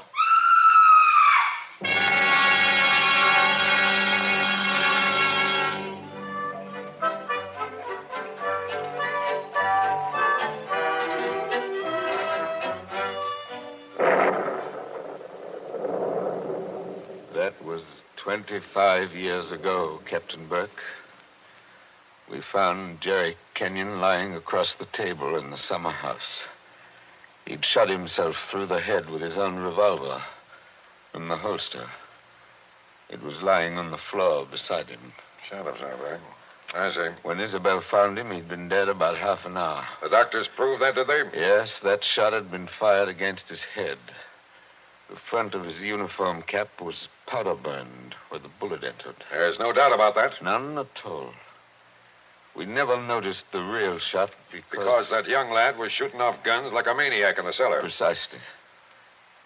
Now they're all dead. By accident, illness, they're all gone. Isabel Kenyon died less than a year afterwards. I think she died just because she was so fond of Jerry. I suppose you've guessed my little secret. Oh, I think I can sort of read between the lines. You were in love with Isabel Kenyon, weren't you? Yes. Well, these things happen. I never let her see it, you understand? Women know, pretty generally. So, they're gone. The youngest of them. And I'm left alone with old tunes, old ghosts, wondering why the fellow ever killed himself. Why? Why? And this morning, out of a clear sky, I get a letter saying, if you want to know how Major Kenyon really died, look in the third drawer of the desk in the library. But I tell you, we know how he died. Well, aren't you going to do it? Naturally. I've got a key somewhere here that fits the drawer. Now, listen, Mr. Parker. In my father's country, in Ireland, they got a saying that when a man's going to commit suicide... I thought of doing that, too. Then the devil comes in and takes him by the hand and talks to him. They say you can see the devil as plain as I see you just before you pull the trigger. The devil must have been in the summer house that afternoon, then. Oh, no, he wasn't. What do you mean? Major Kenyon didn't kill himself. He was murdered. My dear Captain Burke, the police covered all that at the time. Everybody had an alibi. They did they? Well, think of what I've told you. Isabel and I were together all the time. Paul, her brother, was shooting off guns in the cellar. Yeah? Diane Fisk. Yeah, what about her? Her chauffeur who drove her there swore he saw her walk straight up to the place. She passed the summer house, but didn't stop there. Well, that checks. Even Kitty, the maid, could prove she'd never stirred out of the house until just a minute or so before Isabel went herself. Oh, and why did the maid have to leave the house at all? She was taking Jerry the black coffee he drank every afternoon. He'd already been dead half an hour then. And that, my dear Captain, disposes of everybody. Well, now listen, Mr. Parker. You're a good guy, and I'm not going to hold out on you any longer. You see, I say Major Kenyon was murdered because I know he was murdered. By an outsider? By one of the people in the house. That's impossible. Is it? Well, why don't you open that desk drawer and see? What time is it? It's 7:45. 7:45? And I haven't got much time. For what? Holy St. Patrick, will you open that drawer? If it's waited 25 years, my friend, it can wait a minute more. I've got the keys somewhere in this bunch of keys. Everything the same. Paul never altered what he inherited. Same old desk, same old phonograph, same old... I think this is the key. Yeah, it opens. There's nothing here except one or two old newspapers. Everything very dirty. The letter says to press hard at the back. Now, have you tried that? Doesn't seem to. Yes, by George, it does work. Well? There seems to be a movable back on a hinge. Well, what's inside? Some sort of flat brown paper parcel sealed with wax. And about as dirty as it can get. Open it, man. Open it. I'm going to.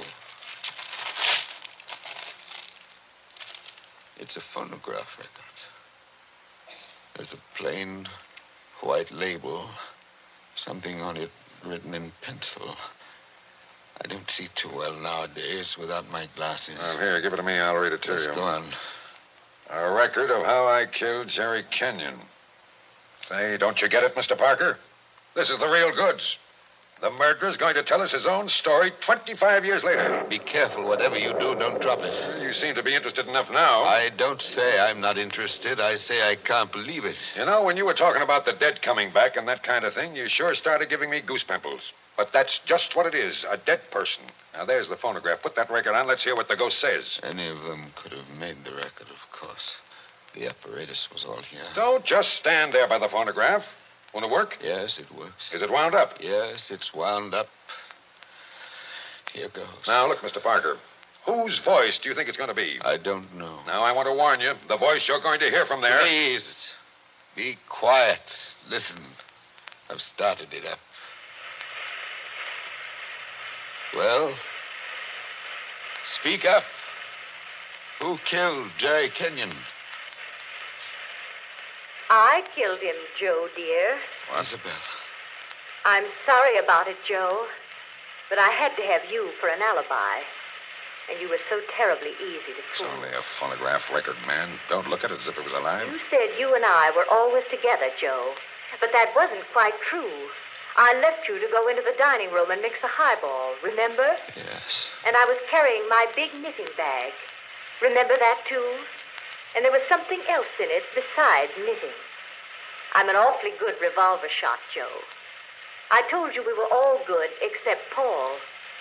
And the back windows of the dining room faced the same way as the back windows of the library. Thank you, Isabel. Thank you. Jerry was in the summer house. I made a sign to him from the window, and he came to the door there. In bright sunlight, 50 feet away. True again, Isabel. True Joe, again. don't you know what August heat is in a wooden summer house?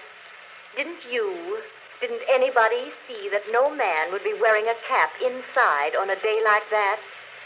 Jerry had taken his cap off before he went into the summer house. We saw him do it. He was bareheaded when he came to the door. So I lifted the revolver and shot him through the head. Then I dropped the gun back in my knitting bag and went back into the library with your drink. Isabel. Don't talk back to the thing, man. There was You'll drive me something else screwy. in my knitting bag, too. I had to use it. It was a duplicate of Jerry's army camp with a powder-burned hole already fired through it in the place I wanted. Very clever of you, Isabel. So I've been the goat for 25 years. I waited for some time and then slipped out to find the body. I fitted the new cap over Jerry's head in place where it ought to go. I put the old cap in my knitting bag. I took his revolver out of the holster and kept it. The gun that I'd used, I dropped on the floor beside him. So I proved it was suicide. You see? You proved it to me. Joe, listen, I'm very sick. They tell me I'm going to die. You are dead. Joe, I'm afraid. I'm going out in the dark, and I don't know what's there. Don't go away, Isabel. Come Joe. on. Just for a minute. Okay, I've had just about enough of this. Joe, I want you to tell everybody about it. I want you to tell them how a poor, crazy woman couldn't stand that man any longer, and how... There. It's cut off and it's going to stay cut off. Thank you. I've heard about enough, too. But you can't arrest her now, my friend. You can't arrest her now. After hearing that, I'm not going to arrest anybody. Tell me, Captain. Did you know what was on the record? No. That's why I had to hear it. I knew about it, but I wasn't sure what it had to say. But so help me, I never guessed how hard it would hit you. Man, don't you get it even yet? Yes, I get it. Oh, no, you don't. You don't see anything. That was how the fake suicide was managed, yes. That's just how it was all done, bar one or two little things. Only... Only what? Only it wasn't Isabel Kenyon who committed the murder. Did I hear you correctly? You did? This is another one of your little jokes, I imagine. Can't you let me alone? Have you some kind of personal spite against me? What did I ever do? You're going to hear the real truth now if I have to hold you down in that chair. I know Mrs. Kenyon didn't kill her husband because I've just come from talking to the real murderer up the river. But they're all dead. Oh, no, they're not. And I haven't got much time either. That clock's just going to strike 8. What's the time got to do with it? Good deal if you'll follow me. Mrs. Kenyon died less than a year after her husband, didn't she? Yes. But it wasn't Mrs. Kenyon's voice you just heard on that record. What? I'm telling you, the real murderer hated her. Hated her like poison and wanted her blamed for the crime. When Mrs. Kenyon died, the real murderer wrote a letter. Well? But she never mailed that letter. She made a lying record of Isabel Kenyon's voice as evidence. Now you figure it out for yourself. Who was pretty enough to take Major Kenyon's eye and strike back like fury when she got thrown over? Who wanted to go on the stage and do impersonations? Kitty, the maid. Ah, you're talking sense. She shot Jerry from the dining room window. When she couldn't borrow Mrs. Kenyon's knitting bag, she went out to the summer house with a gun and the fake cap wrapped in a napkin on a coffee tray. She did go out, I remember. Actually, she got there before Mrs. Kenyon did. But the summer house was dark inside, and Mrs. Kenyon never noticed her. The next day, Kitty wrote that letter, but she couldn't bring herself to send it. So she kept that letter till the day before yesterday. Then one of the boys at Sing Sing... Wait a minute. Thinking he was doing her a kind action, put a stamp on it and mailed it. Did you say Sing Sing? Yes. They're electrocuting her tonight for the murder of an Italian down at Collier's Hook. I found out about the record, all right. But the one thing I wasn't sure of was that she had done the job alone. Now, frankly, the way you acted, I thought that you might have been in on it, too. Well, that's why I had to hear it through. And it was anything but a joke. And now, here it goes to blazes forever.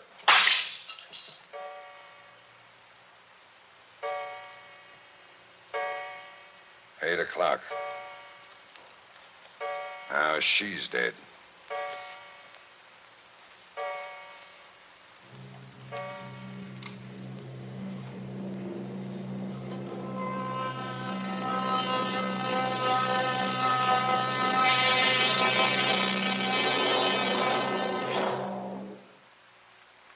And so ends The Devil in the Summer House. Tonight's story of suspense.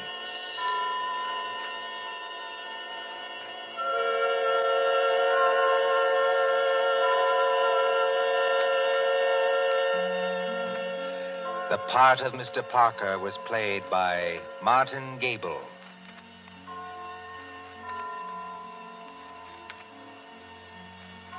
Again next Tuesday at 9:30 p.m. Eastern Wartime. A story dedicated to the thrill of the nighttime, the hushed voice and the prowling step. Another adventure in suspense. William Spear, the producer, John Dietz, the director, and John Dixon Carr, the author, are collaborators on Suspense. This is the Columbia Broadcasting System.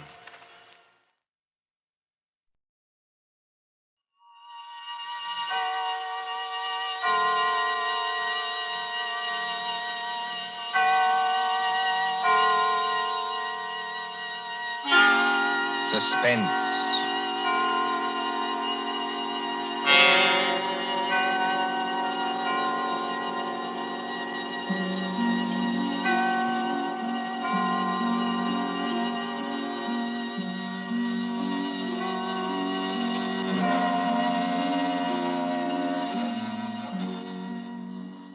thrill of the nighttime, the hushed voice and the prowling step, the crime that is almost committed, the finger of suspicion pointing perhaps at the wrong man, the stir of nerves at the ticking of the clock, the rescue that might be too late or the murderer who might get away, mystery and intrigue and dangerous adventure. We invite you to enjoy stories that keep you in suspense. For Suspense, tonight we present The Lord of the Witch Doctors by John Dixon Carr.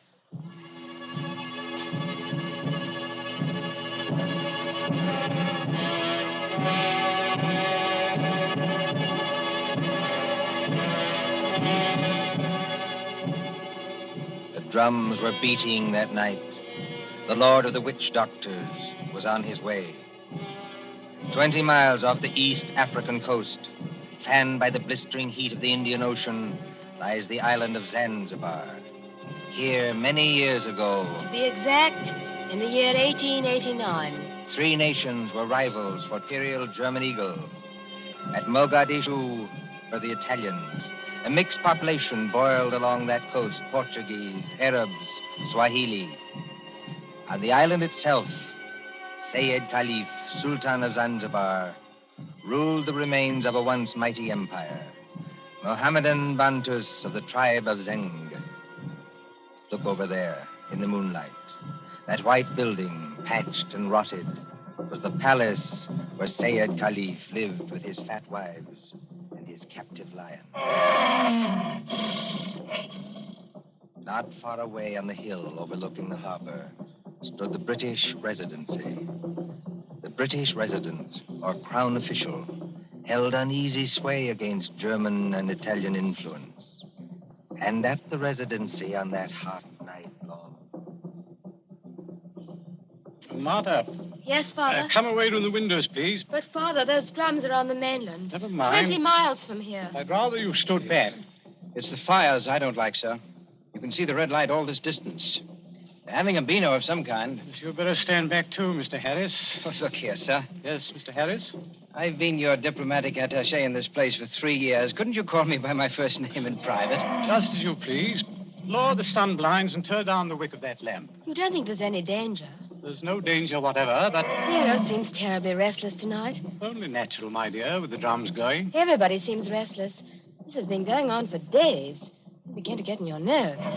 So you feel it too, eh? And I do wish Sayed Khalif wouldn't tease Nero. Jab at him with the meat fork and that kind of thing. If that lion ever got loose... Nerves, my dear, nothing but nerves. Let's face it, sir. There's something very queer going on over on that mainland. Well, suppose there is. All we know is what Nyoka knows. This great witch doctor, whoever he is, has been making a triumphal progress to the coast. The whole bush is afraid of him. You alarm me. Nyoka says he's got horns. He can make himself 7 feet tall, like stretching an accordion. Oh, really, Bill Harris? Well, I don't say I believe it. I say it might be dangerous. Now, for instance, could this be one of Dr. Schmidt's tricks? Dr. Schmidt is a friend of ours. Yes, he's also head of the German East Africa Company. Dr. Schmidt is a gentleman. Look at that coast over there. He's got every native chief in his pocket. Dr. Schmidt assured me that the German emperor has no more territorial claims in East Africa. We get our trade concessions from Said Khalif. Said's our only friend, but we can't even be sure of him. The Germans give him trade gin and a grand piano. The Italians give him 3 new wives for his harem. What do we give him? I have no instructions from London about the situation in this island. No. Somebody in Whitehall probably forgot to post them. For the last time, Mr. Harris, I will not hear His Majesty's government criticized like that. Sorry. These things take time. If there's any danger, we'll be notified in due course. Listen. Well, they're only our own natives. They beat their own drums, you know. Somebody went past that window. That's probably only Nyoka, my dear. Surely you're not afraid of our own servant. No, but Master! Nyoka, listen to me. Don't hang on to that big curtain. You'll pull it down. Now stand up straight and tell me. What is it? He here, Bwana. He here, yes, please. Who's here? Big witch doctor here, yes, please. He come up past in moonlight. He walk slow, boom, boom. He got big teeth eat with the outside front door now. What was that? The drums have stopped. Ioka's right, sir. We have got a visitor. There's somebody coming down the hall. Better turn down that lamp, Martha. I can't seem to find the lamp. My fingers are all thumbs. There's a revolver in the table drawer behind you, sir. I don't need it. Stand perfectly still, all of you. Now, please, friends all, don't be alarmed. Are you English? That's right, miss. Born and bred in Streatham. Which of you is the British consul? I am the British resident, sir. My name is Richardson. May I ask the meaning of this tomfoolery? Well, that's just what I'm here to tell you. Or maybe I'd better show you. Now, observe me right hand. I hold it up so, and as I live, a lighted cigar. But perhaps the lady doesn't like smoking in the drawing room. Now, look here. There's nothing up my sleeves. I wouldn't deceive you for the world. I turn over my hand, and would you believe it? A glass of water. Is this man insane? Father, I think he's trying to tell you he's a magician. That's right, miss. Direct from the Egyptian Hall, Piccadilly. Animal taming and magic. That's my line. Then you're the famous witch doctor that's got all the natives in an uproar? Nobody else, young fella. Yes, well, you tell us what you mean by this nonsense. Scaring everybody when there's no danger. No danger? I suppose you haven't heard about Sayyid Caliph and his Gatling guns? Gatling guns? Kindly presented by Dr. Otto Schmidt. And believe me, all you've got is an appointment with a Gatling gun, unless my nonsense steps in.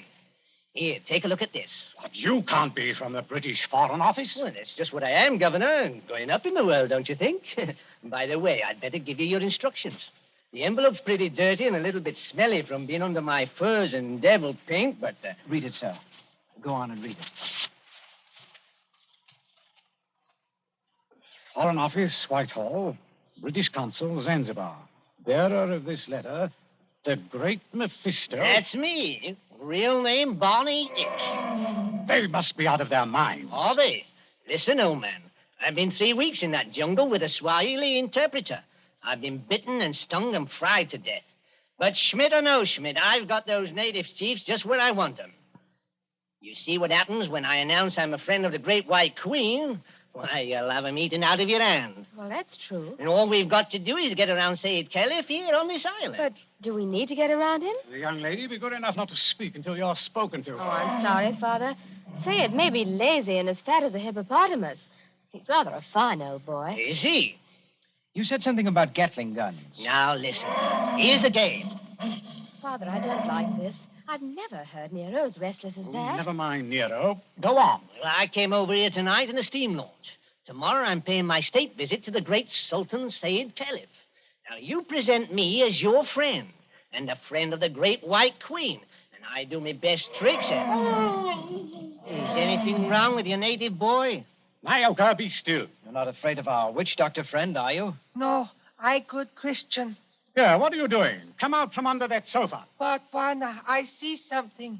I look out through window slats. See Bwana bald head coming up past. Well, a bald head? That's Dr. Schmidt. Dr. Schmidt? Well, he mustn't find me here. Yes, I quite agree. This is most irregular. Is there a back way out of here? Yes, through that arch. Stay in the back room. Naoko will show you. Me go with witch doctor. Yes, hurry, please. I know like. Never mind what you like. You go. All right, master.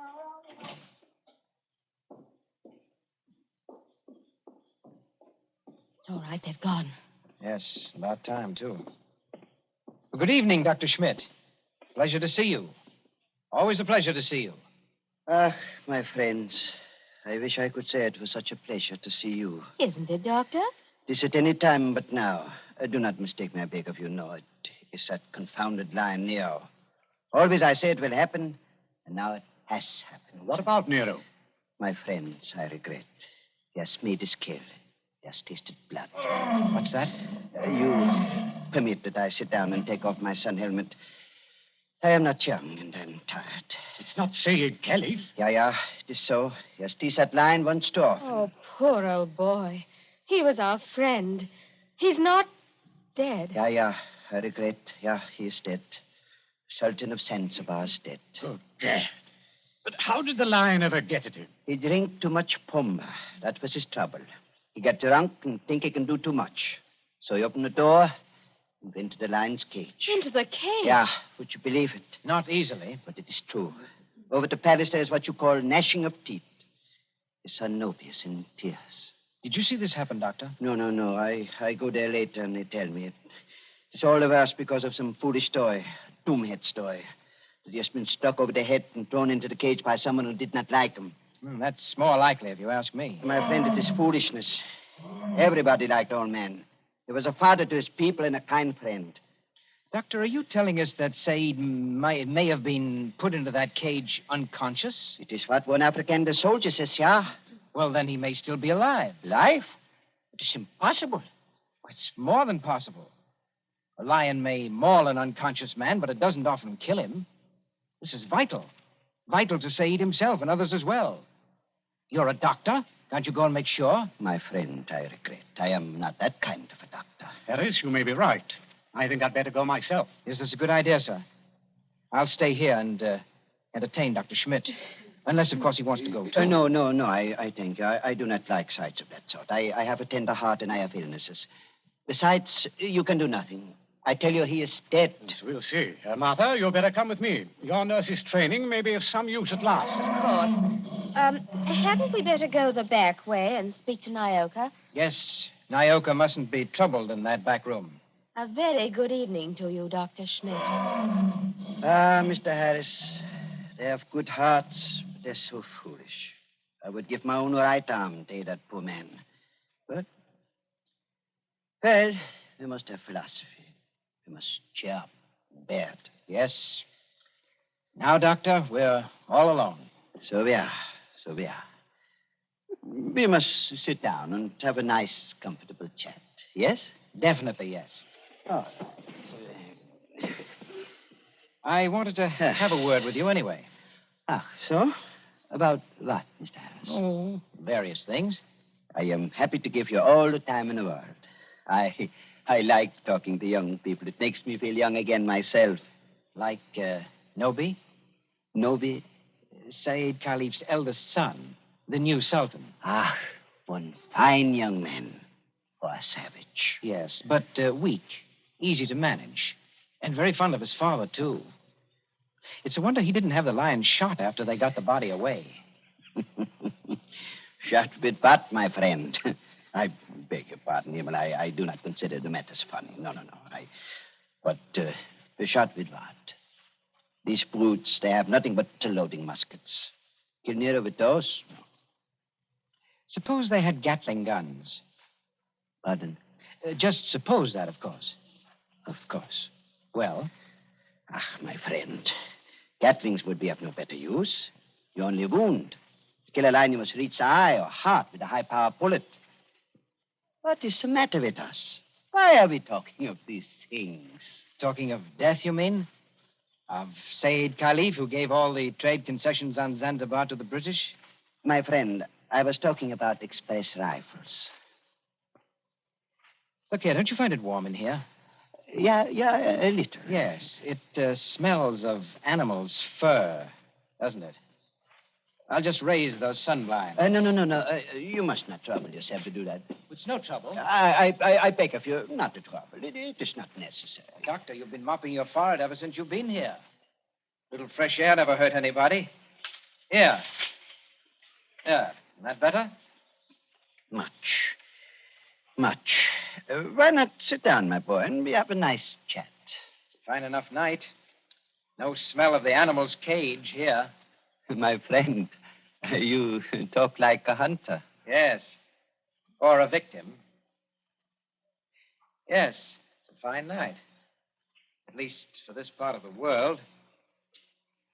Fire's still burning on the mainland.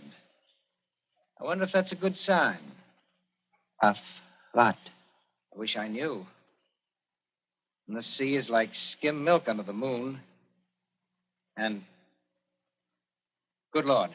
What is it? What makes you jump? Look there, in the harbor. My friend, I see nothing. Perhaps if I take off my spectacles and wipe... Why, man, you must see it. In the harbor, out at the left there, beyond the shadow of those big palm trees. Don't you see our riding lights? It looks... By George, it is. It's a warship. It's only a German gunboat, my friend. Only a very little German gunboat. German gunboat? My friend, you must not be so distrustful. That is not kind. Let me get a telescope. But I tell you who she is. It is nothing. She is on what you call a goodwill tour. You're not angry. Angry? My friend. Well, I did not know. I could not guess.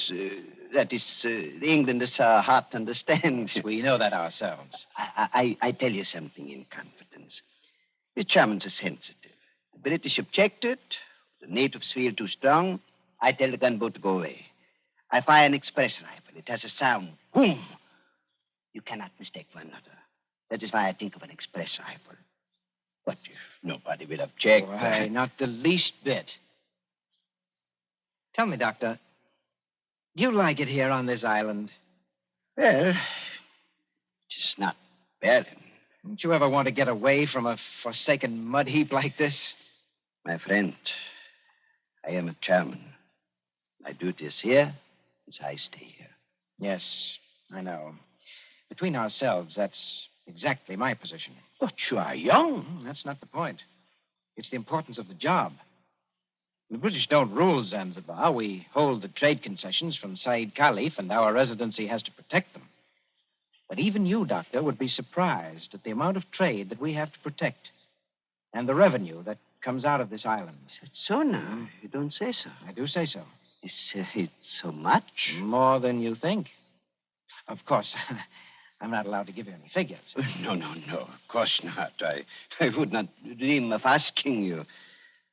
How much would you say it comes to, roughly? Oh, come now, Doctor.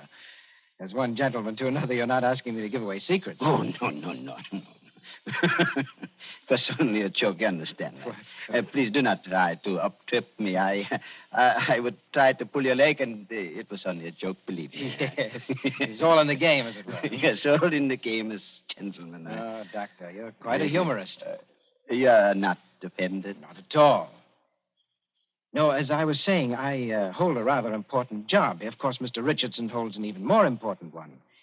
He's been very friendly with old Said Khalif on this job. Of course, you know what that job is? Of course. He's the British consul. What is the matter with you? You're not smiling any longer. Why are you looking at me like that? So that's it. That's the game. You made exactly the same mistake that he did. Who did? Dr. Schmidt, have you met the great lord of the witch doctors? The maker of spells and the tamer of lions? I am a good Christian. I pay no attention to what natives say. I do not believe in witch doctors. No, neither do I. Not in this one, at any rate. What one? The witch doctor who came here tonight and said that he was on a mission for the British Foreign Office. He's an imposter from the word go, and you're working with him. Oh, don't upset your chair like that, Dr. Schmidt. Because if you fall on it, you may hurt yourself. I have not hurt myself, young man. Oh, yes, you have. The fellow who came here tonight addressed Mr. Richardson as the British consul. That might have been a slip of the tongue.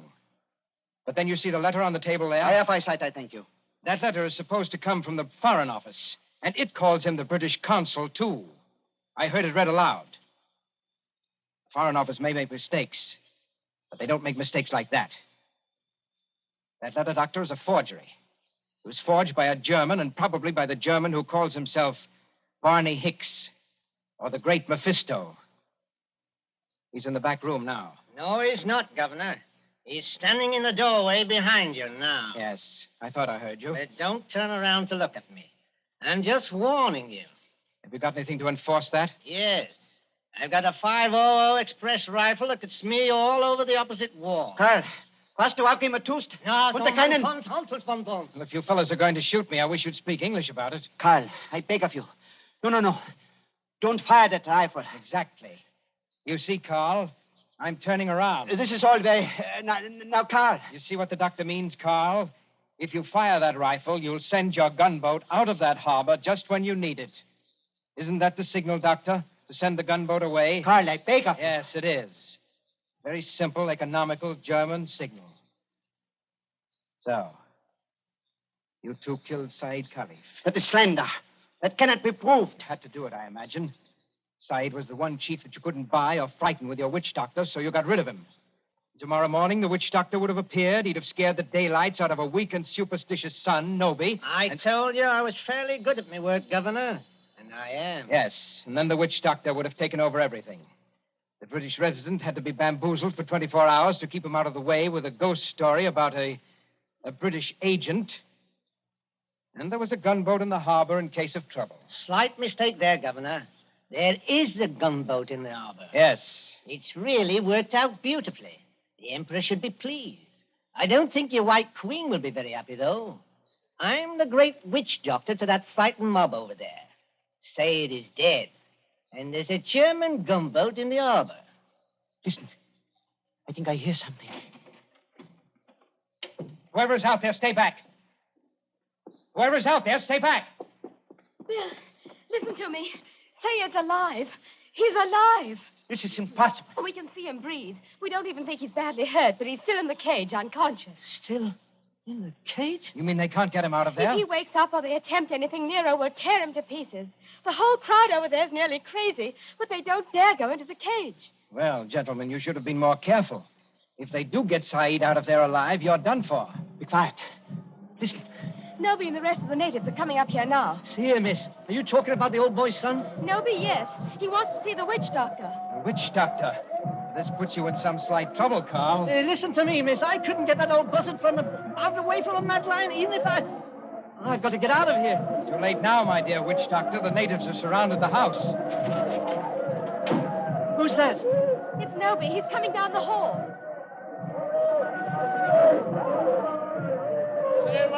Abu du Save. I Noby.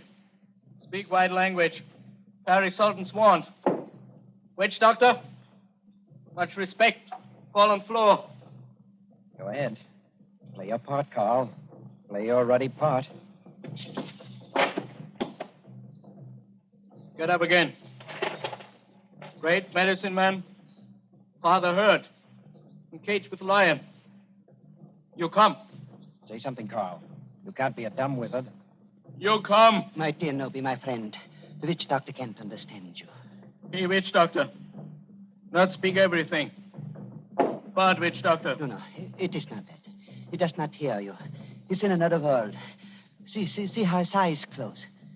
See how he sway. I know this. He saved my father.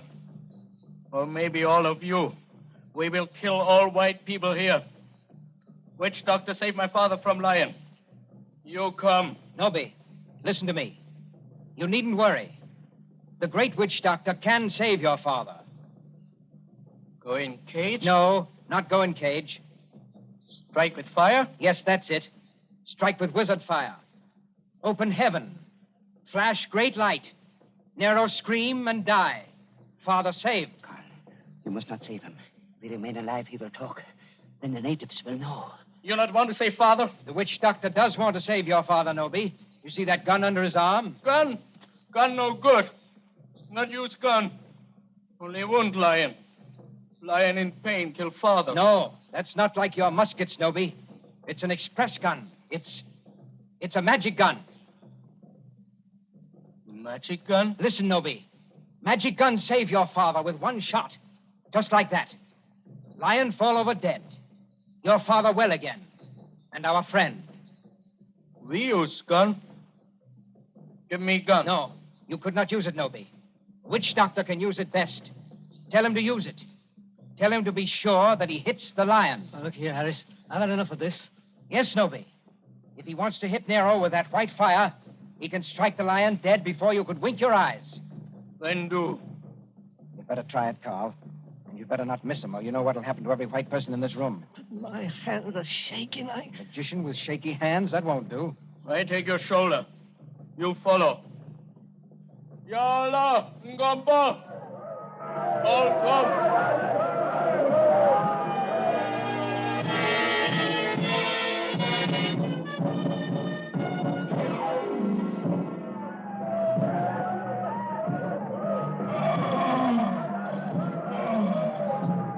There is cage by palace door. All court over river, bright as day. 1,000 torches, all make light. Now do. Now do. See how quiet they get when nobody raises his hands. They're praying. So are we. Won't do it. You better. I told you that. They're out of hand now. If you miss, you're no witch doctor. And if you had any thought of hitting Saeed instead, just imagine what they do to you. I can't see. These torches blind me. You do. I think the old man's moving. If he stirs, the lion will kill him. You know what that means. That's right. Up with a rifle. My hands are shaking. Be careful of your sights. It's a point-blank shot.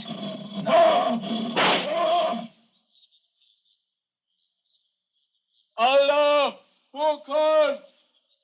All right, Nobi. The lion is dead. They can go in and carry your father out now. Lion dead?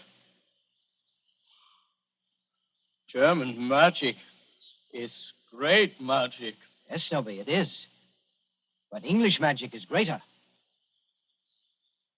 English magic better than German magic? Yes, Nobi, and I'll prove it. Turn around. Look out towards the harbor. I stand here. I wave my hand, like this. Nothing up my sleeves. I wouldn't deceive you for the world. I wave my hand towards the gunboat in the bay. The gunboat sails away. English magic, Nobi. English magic.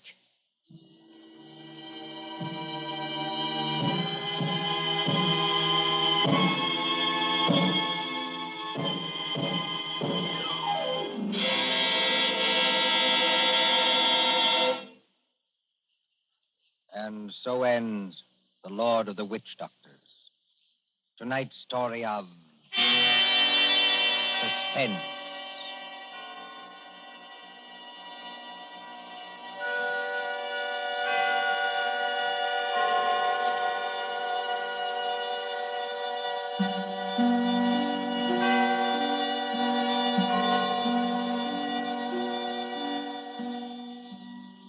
Next Tuesday, when CBS again brings you Suspense, our story will be The Devil in the Summer House. The broadcast for next week only is scheduled for 10 p.m. Eastern Wartime, a half hour later than usual. William Spear, the producer, John Dietz, the director, Bernard Herrmann, the composer-conductor, and John Dixon Carr, the author, are all collaborators on Suspense.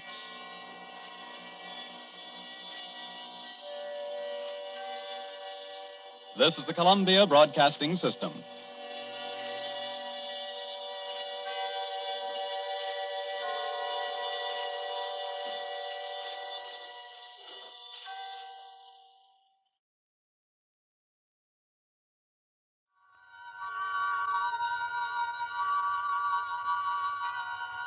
The Columbia Network takes pleasure in bringing you Suspense.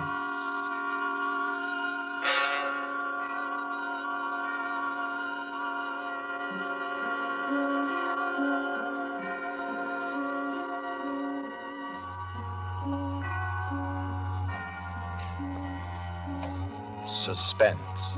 Columbia's play theater of outstanding thrillers, produced and directed by William Spear and scored by Bernard Herrmann. The notable melodramas from fiction and stage and screen, from the world's great literature of entertaining excitement, presented each week to bring you to the edge of your chair, to keep you in suspense.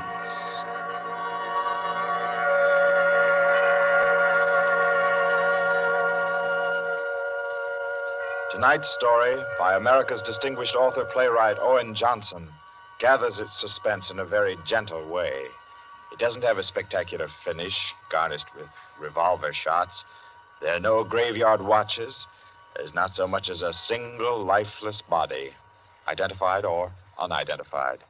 It's a tale told in a club room, the Artists and Writers Club in New York. A tale of high-class robbery and suspicion, and of how some ladies and gentlemen nervously counted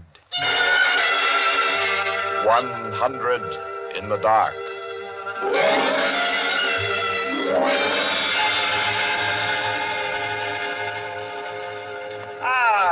That was a fine meal. Me for the club anytime. Here, we can all sit here, Quinny. Yes, if you'll just draw up that chair for Mr. Peters. Oh, yeah.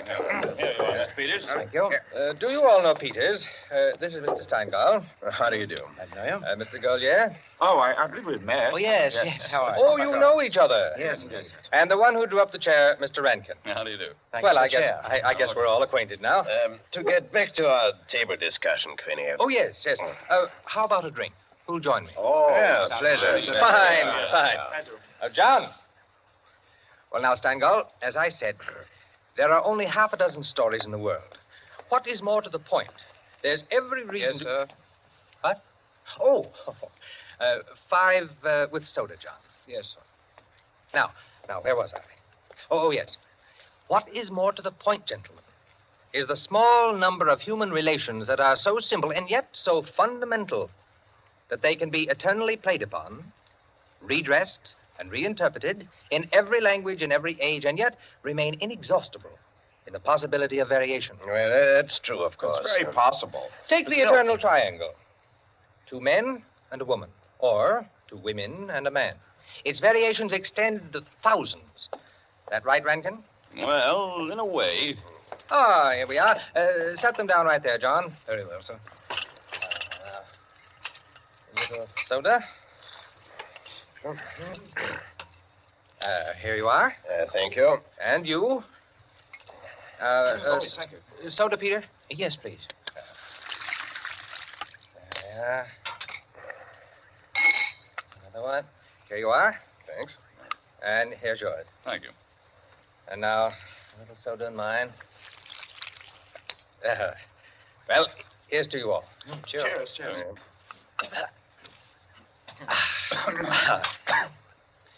I'm afraid we can't see eye to eye, Quinny.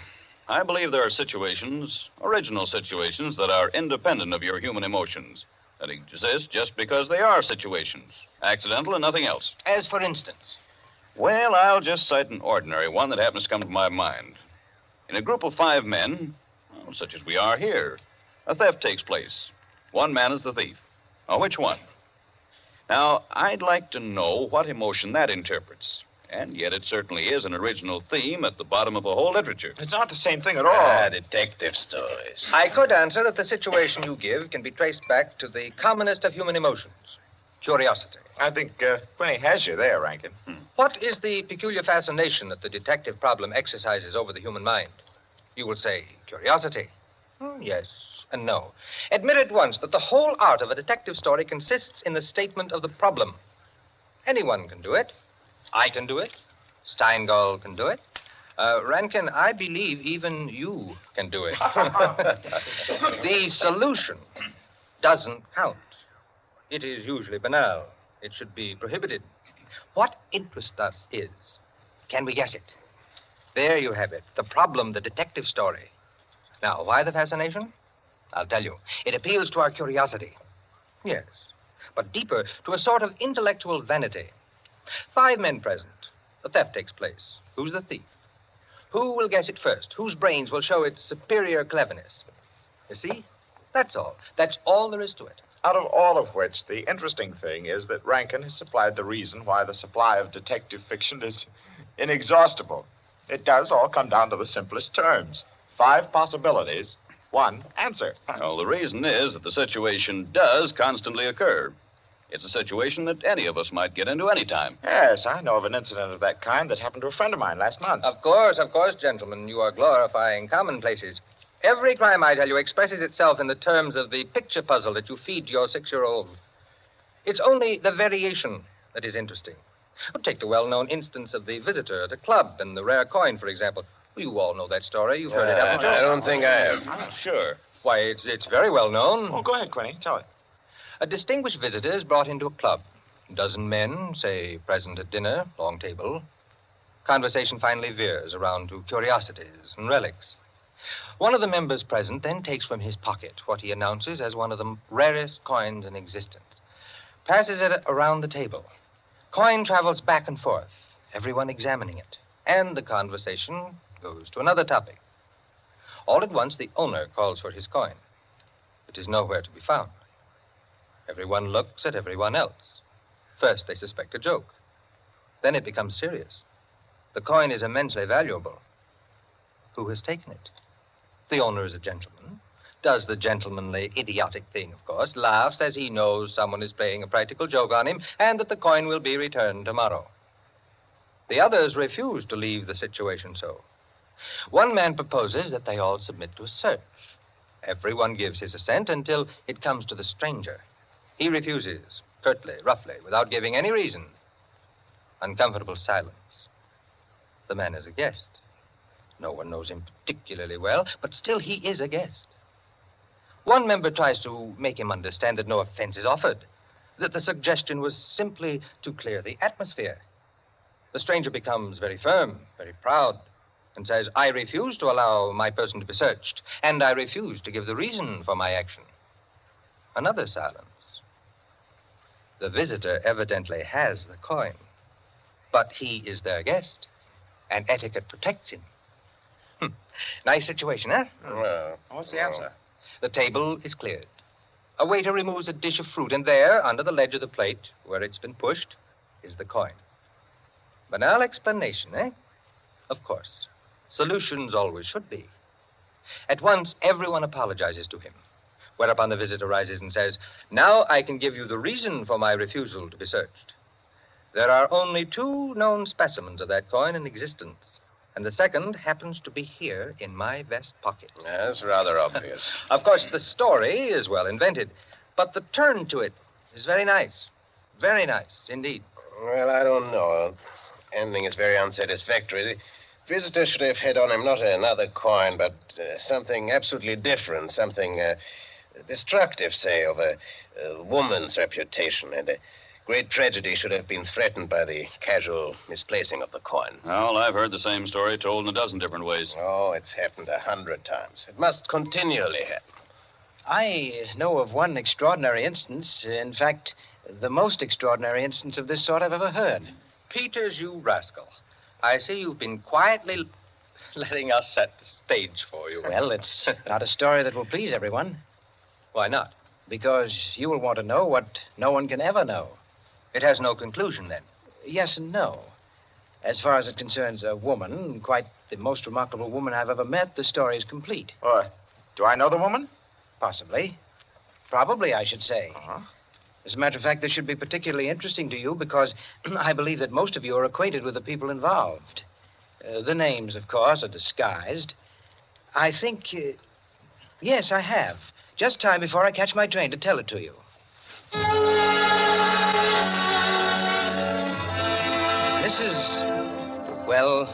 Mrs. Rita Kildare inhabited a charming bachelor girl studio. Very elegant. With a duplex pattern and one of the buildings just off Central Park West. She knew very nearly everyone in that indescribable society in New York that's drawn from all levels and that imposes but one condition for membership, to be amusing. In this mingled society, her invitations were eagerly sought. Her dinners were spontaneous, and the discussions, though gay and usually daring, were invariably under the control of wit and good taste. On the Sunday night of this adventure, she had, according to her custom, sent away her Filipino butler and invited to an informal chafing dish supper 7 of her more unusual friends. At 7 o'clock, having finished dressing, she put in order her bedroom, which formed a sort of free passage between the studio and a small dining room to the kitchen beyond. Then, going into the studio, she struck a match and was about to light the candlesticks which illuminated the room when the bell rang. And a Mr. Flanders, a broker, compact, nervously alive, well-groomed, was waiting as she opened the door. Well, you're early. On the contrary, you are late. Well, in any case, hello, and come inside. Here, let me take your things. Thank you. Well, I'm the first, I suppose. Of course. And since you are, you can be a good boy and help me with the candles. Delighted. Who's to be here tonight? The Enos Jacksons? I thought they were separated. Not yet. How interesting. Only you, dear lady, would dream of serving us a couple on the verge. It is interesting, isn't it? Assuredly. Where did you know Jackson? Through the Warings. Jackson's a rather doubtful person, isn't he? Well, let's call him a very sharp lawyer. They tell me, though, he's been gambling pretty much. In deep. How about yourself? Me? I'm a bachelor. If I lose my shirt, it makes no difference. Is that possible? Probable, even. Who else is coming? Oh, Maud Lily. You know her? No, I don't think so. You met her here some time ago. A journalist. Oh, yes, of course. I'd forgotten. Mr. Harris, a clubman, is coming, and the Stanley Cheevers. Stanley Cheevers? Are we going to gamble? Don't tell me you object. Certainly not. Only the Cheevers. They play quite a game. Yes, well united. They have an unusual streak of good luck. Oh, by the way, it's Jackson, isn't it, who is so attractive to Mrs. Cheever? Quite right. What a charming party. Where does Maud Lily come in? Don't joke. She's in a desperate way. And young Harris? Oh, he's to make the salad and cream the chicken. See the whole party. I, of course, am to add the element of respectability. Of what? Don't play baby with me, my dear Flanders. I apologize. That's better. No one, of course, knows who else is coming. No one, of course.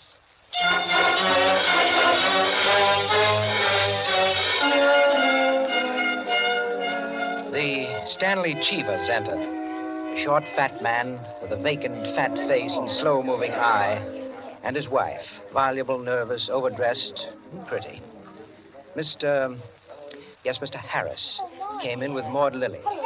A woman straight, dark, Indian, great masses of somber hair, held in a little too loosely for neatness, with thick, quick lips and eyes that rolled away from the person who was talking to her. The Enos Jacksons were late, and still agitated as they entered. His forehead had not quite banished the scowl, nor her eyes the scorn. He was of the type that never lost his temper, but caused others to lose theirs. Mrs. Jackson seemed fastened to her husband by an invisible leash. You looked at her curiously and wondered what such a nature would do in a crisis, with a lurking sense of a woman who carried with her her own impending tragedy. As soon as the company had been completed and the incongruity of the selection had been perceived, a smile of malicious anticipation ran the rounds, which the hostess cut short by saying, Well, now that everyone's here, this is the order for the night. You can quarrel all you want, you can whisper all the gossip you can think of about one another, but everyone is to be amusing. Also, everyone is to help with dinner. And nothing formal, nothing serious. We may all be bankrupt, divorced, or dead tomorrow, but tonight we'll be gay. That's the invariable rule of the house. For she's a jolly good fellow, for she's a jolly good fellow, for she's a jolly good fellow, which nobody can deny. Oh, thanks, everyone. Now, if you'll excuse me, I'll get on with the cooking. Harris, I'll need you. Right with you. May I be of any help? Thank you, Maud, dear. Oh, Mrs. Cheever, you might come along, too. All right.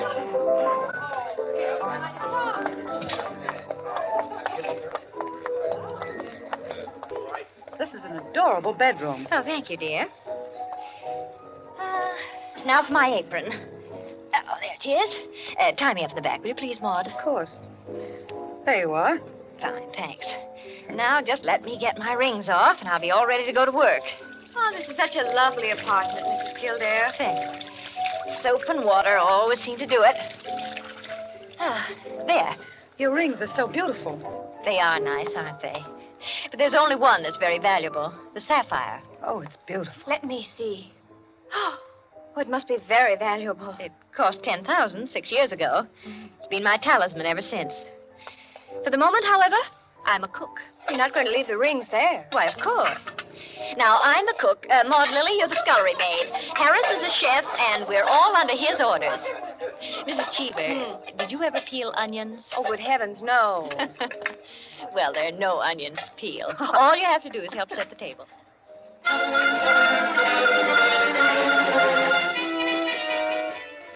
Under their hostess's gay guidance, the 7 guests began to circulate busily through the rooms, laying the table, grouping the chairs, opening bottles, and preparing the material for the chafing dishes. Mrs. Kildare, in the kitchen, ransacked the icebox, and with her own hands shredded the chicken and measured the cream. Flanders, carry this in carefully. Cheever, stop watching your wife and put the salad bowl on the table. Everything ready, Harris? All set. All right, everyone sit down. I'll be right in. She went into her bedroom, took off her apron, and hung it in the closet. Then, going to her dressing table, she drew the hat pin around which were her rings from the pincushion and carelessly slipped them on her fingers. But all at once, she frowned and looked quickly at her hand. Only 2 rings were there. The 3rd ring, the sapphire, was missing. Stupid, she said to herself, and returned to her dressing table. Immediately, she stopped. She remembered quite clearly putting the hat pin through the 3 rings. She made no attempt to search further, but remained without moving, her fingers slowly drumming on the table. Who had taken the ring?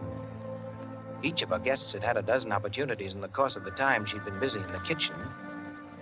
She ran over their characters and their situations as she knew them. Strangely enough, at each, her mind stopped upon some reason that might explain a sudden temptation. Find out nothing this way. That's not the important thing to me just now. Important thing is to get the ring back. And slowly, deliberately, she began to walk back and forth, her clenched hand beating the deliberate, rhythmic measure of her journey. 5 minutes later, as Harris, installed as chef over the chafing dish, was giving directions, spoon in the air, Mrs. Kildare came into the room like a lengthening shadow. Her entrance had been made with scarcely a perceptible sound, and yet each guest was aware of it at the same moment, with a little nervous start. Heavens, dear lady. You've come in on us like a Greek tragedy. What is it you have for us? A surprise? I have something to say to you. Mr. Enos Jackson, Yes, Miss Kildare? kindly do as I ask you. Certainly. Go to the door, Go to the door. please. Yes? Lock it and bring me the key.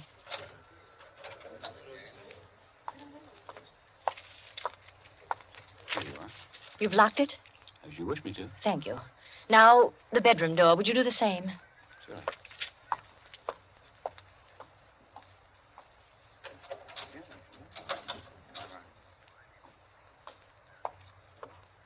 Thank you, Mr. Jackson. Mr. Cheever, Yeah? would you blow out all the candles except the candelabra on the table? Blow out all the candles. Except the candelabra. All right. Well, for goodness sake, Mrs. Kildare, what is it? I am getting terribly worked up.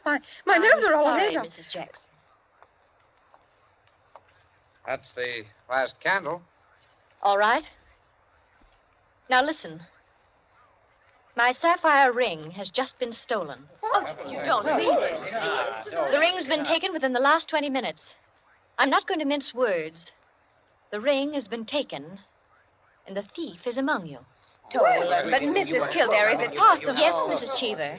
There's not the slightest doubt. 3 of you were in the bedroom when I placed my rings on the pincushion. Quite true. I was in the room when she took them off. The sapphire ring was on top. Each of you has passed through there a dozen times since. My sapphire ring is gone, and one of you has taken it. For heaven's sake. Now listen. I'm not going to mince words. I'm not going to stand on ceremony. But I'm going to have my ring back. Listen to me carefully. I'm going to have that ring back. And until I do, not a soul shall leave this room. I don't care who's taken it. All I want is my ring. Now, I'm going to make it possible for whoever took it to restore it without possibility of detection. The doors are locked and will stay locked. I'm going to blow out the remaining candles in the candelabra, And we're going to count 100 slowly. There'll be an absolute darkness. No one will know or see what's done. But if, at the end of that time, the ring is not here on the table, I shall telephone the police and have everyone in this room searched. Am I quite clear? Everyone take his place about the table and remain standing, please. That's it. That'll do. Now, I'll blow out the candles and count 100. No more, no less. Remember, either I get that ring, or everyone in this room will be searched.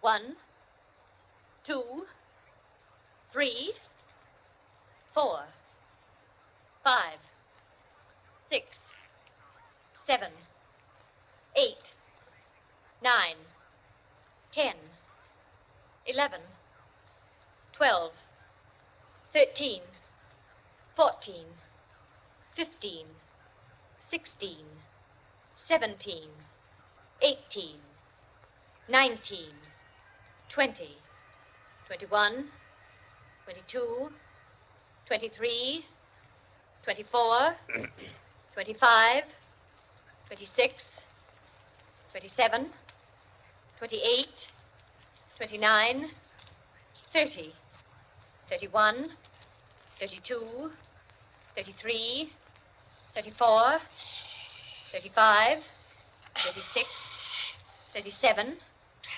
38, 39, 40, 41, 42, 43, 44, 45, Foot slipped off the chair. I'm 46, sorry.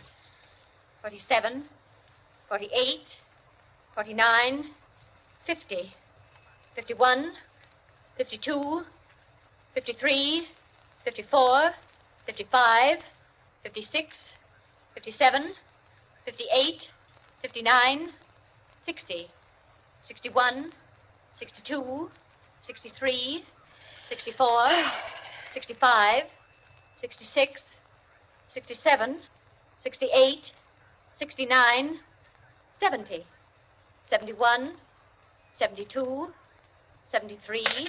The ring. 74. There it is. 75, 76, 77, 78, 79, 80, 81, 82, 83, 84, 85, 86, 87, 88, Oh, really? 89, 90, 91, 92, 93, 94, 95, 96, 97, 98, 99, 100.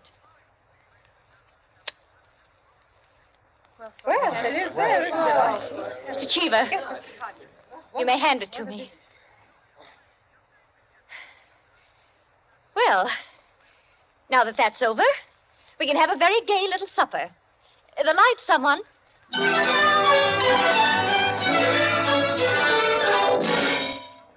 And there you are, gentlemen. Oh, I say, Peters, that's not all. Absolutely. The story ends there? Story ends there. But who took the ring? What? You was never found out? Never. No clue? None. I'm not sure I like the story. It's no story at all. Permit me, it is a story. And it is complete. In fact, I consider it unique because it has none of the banalities of a solution and leaves the problem even more confused than at the start. Well, I don't see... Of course you don't see, my dear Enkin. You do not see that any solution would be commonplace, whereas no solution leaves an extraordinary intellectual problem. Well, how so? Well, in the first place, whether the situation actually happened or not, which is in itself a mere triviality, Peters has constructed it in a masterly way, the proof of which is that he has made me listen. Any of those present might have taken the ring. There are therefore 7 solutions, all possible and all logical. But beyond this is left a great intellectual problem. Well, how so? Was it a woman who lacked the necessary courage to continue?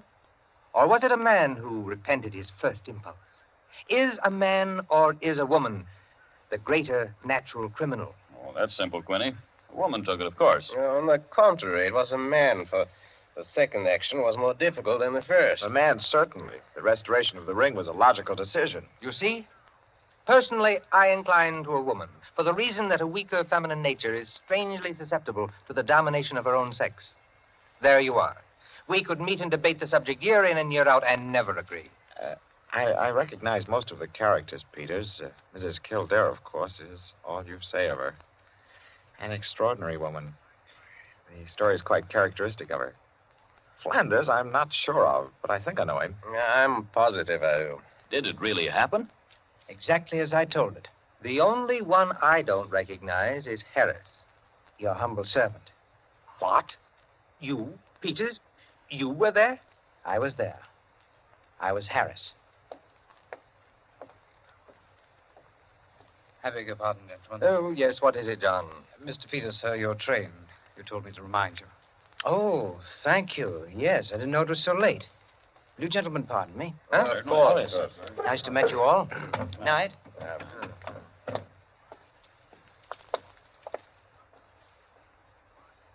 Curious chap. Extraordinary. Well, now, I wonder. I wonder if we're wondering the same thing, gentlemen.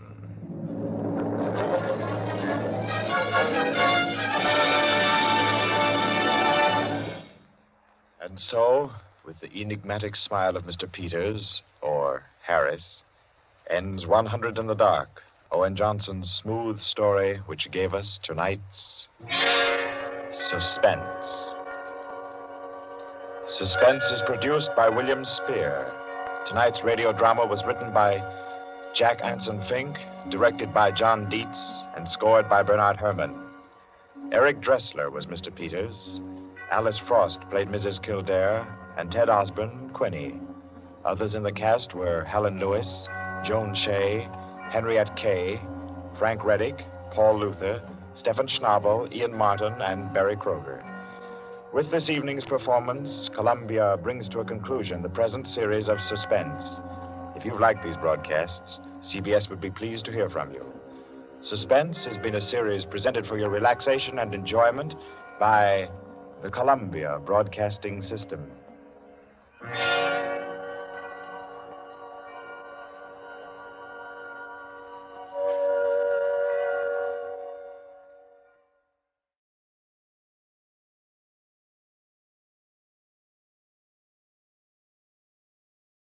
The Columbia Network takes pleasure in bringing you Suspense.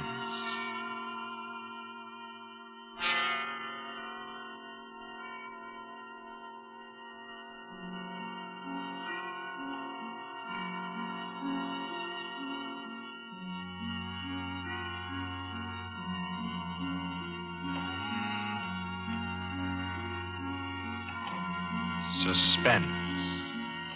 Columbia's parade of outstanding thrillers, produced by William Spear and scored by Bernard Herrmann. Notable melodramas from stage and screen, fiction and radio, presented each week to bring you to the edge of your chair, to keep you in suspense.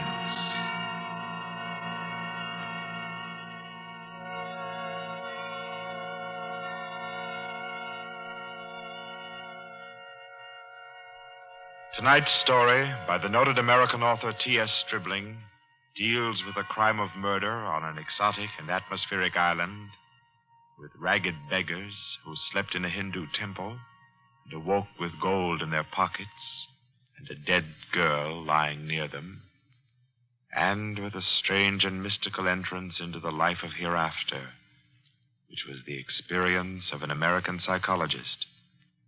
For your suspenseful listening, we invite you to join us for A Passage to Benares.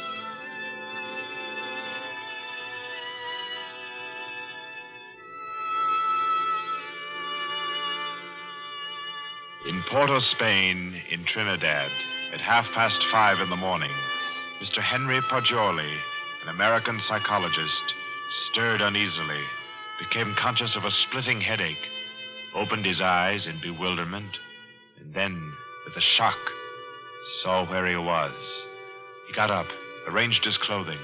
He tried with his neat psychological mind to recapture his dream, to bottle up again the little smoking wisps that still floated about within his aching head. By 7 o'clock, he had found his way back to the house of Mr. Lowe, his host in Port of Spain. Lowe was already about his coffee, with an interested spoon poised above the morning paper. Ah, there you are. Good morning, Bajoli. I say, you're quiet. Didn't hear you get up at all. Have some breakfast? Oh, thanks. I've been out for a breath of air. What's the news today? Well, the new governor will arrive in Trinidad on the 12th, and, hello. Another native's killed his wife. Tell me, Pajoli, as a psychologist, why do coolies kill their wives? Oh, for various reasons, I imagine. But here's some of the facts. Oh, I say, this is a coincidence. Really putting on a show for you, Pajoli, on your first visit to Trinidad. How so? Well, you remember that wedding procession you and I watched last evening down at the Hindu temple? The temple? Oh, of course. The cream-colored little bride with the breastplates and the linked gold coins and the anklets and all the finery. Mm-hmm. The bridegroom. What'd you say his name was? Budman Lal? Yes. Well, do you know what's happened? Budman Lal is in jail this morning, and his cream-colored little bride is dead with her throat cut. No. Do they think he did it? No doubt of it. That's why he's in jail now. He always seemed like a sensible fellow, too. One of our best patrons. Which only proves my contention, Pajoli. A bridegroom of only 6 or 8 hours killing his wife without any reason at all. Oh, there's usually some reason for murder. Maybe. But I say, old boy, you're missing the point completely. How? Well, suppose you actually had gone and slept in the temple there last night. You wanted to, you know. Remember? And I said, no white man ever stays all night in a coolie temple. Remember? Yes, I remember. You said it simply isn't done. Well, if you had, Pajoli, I say, that would have been a pretty kettle, wouldn't it? Yes. Yes. Well, I'm afraid I'll be mixed up in this. Both Mr. Lal and his uncle Hiradas are clients of mine. Old Hiradas has upwards of $5 million in my bank. Hiradas? Didn't you tell me he built that temple where the murder took place? Yes. It's what the Hindus call a temple and rest house. Hiradas gives rice and tea to any traveler who comes in for the night. It's an Indian custom to help mendicant pilgrims. A rich Indian will build a temple and rest house just as you Americans erect libraries. Ah. What does it say there about the murder, though? Budman Lal, nephew of the famous Mr. Hiradas, was arrested early this morning at his home for the alleged murder of his wife, whom he married yesterday. The body was found at 6 o'clock this morning in the temple where the wedding ceremony took place. The temple attendants gave the alarm. The victim's head was severed completely from her body, and all her jewelry was gone. 5 coolie beggars who were asleep in the temple when the body was discovered were arrested. They all claimed ignorance of the crime, but a search of their persons revealed that each beggar had a piece of the bride's jewelry and a coin from her necklace. Mr. Budman Lal and his wife were seen to enter the temple at about 11 last night for the Hindu rite of purification. Mr. Lal, who is a prominent curio dealer, declines to say anything further. Doesn't tell you very much, does it? No, not much. What do you make of those beggars? Oh, that's simple enough. Those devils laid in wait inside the temple until the husband went out and left his wife. Then they murdered her and divided the spoil. Ah, but she had enough bangles and geegaws to give a dozen to each man. Yes, you're quite right, Pajoli. That's a fact. Why should they continue sleeping in the temple after they'd killed her if they did murder her? Well, why shouldn't they? They knew they'd be suspected, and they couldn't get off the island without capture, so they thought might as well lie down again and go back to sleep. You may be right, Lowe, but that doesn't look like the solution to me. Well, I'm satisfied that's how it occurred. You mean the beggars killed her? Mm-hmm. Well, I don't think so. I rather fancy that the actual murderer took the girl's jewelry and went about the temple thrusting a bangle and a coin in the pockets of each of the sleeping beggars to lay a false scent. Oh, come now. That's laying it on a bit too thick, Pajoli. My dear Lo, that's the only possible explanation for the coins in the beggar's pockets. I say, oh, boy, you've had lots of experience in these things. Come along with me, and we'll go up and see Mr. Hira Das and see if we can't help his nephew. I'll be glad to. But we'll go to the temple first. Then we'll call on Mr. Hira Das.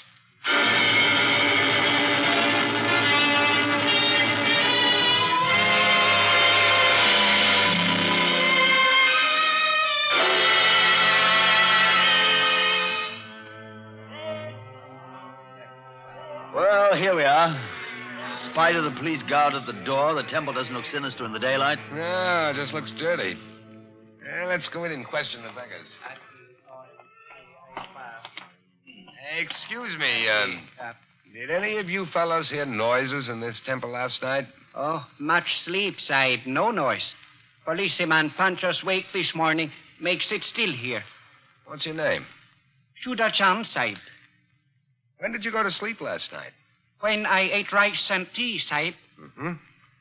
Do you remember seeing Budman Lal and his wife enter this building last night? Yes, remember, Sahib.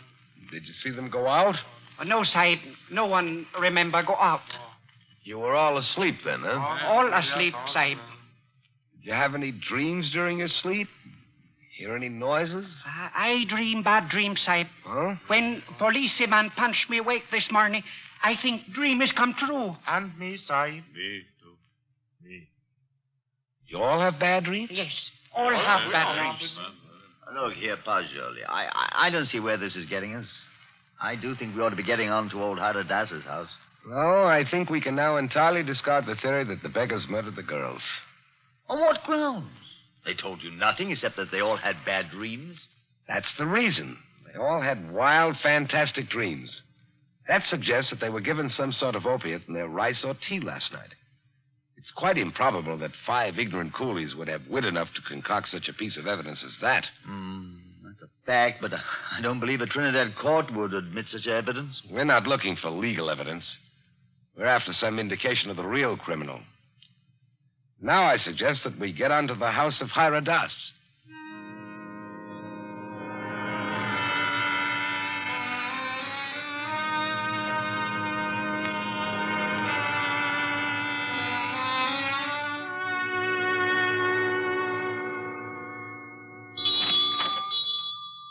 Please come in, gentlemen. I've been expecting you. Please be seated. Thank you. Thank you. A most mysterious murder, and the life of my poor nephew will depend upon your exertions, gentlemen. Tell me, what do you think of the beggars that were found in the temple with the bangles and coins? Well, I'm afraid my judgment of the beggars will disappoint you, Mr. Hira Das. Huh? My theory is that they're innocent of the crime. Really? Why do you say that? Because they told me of dreams they had.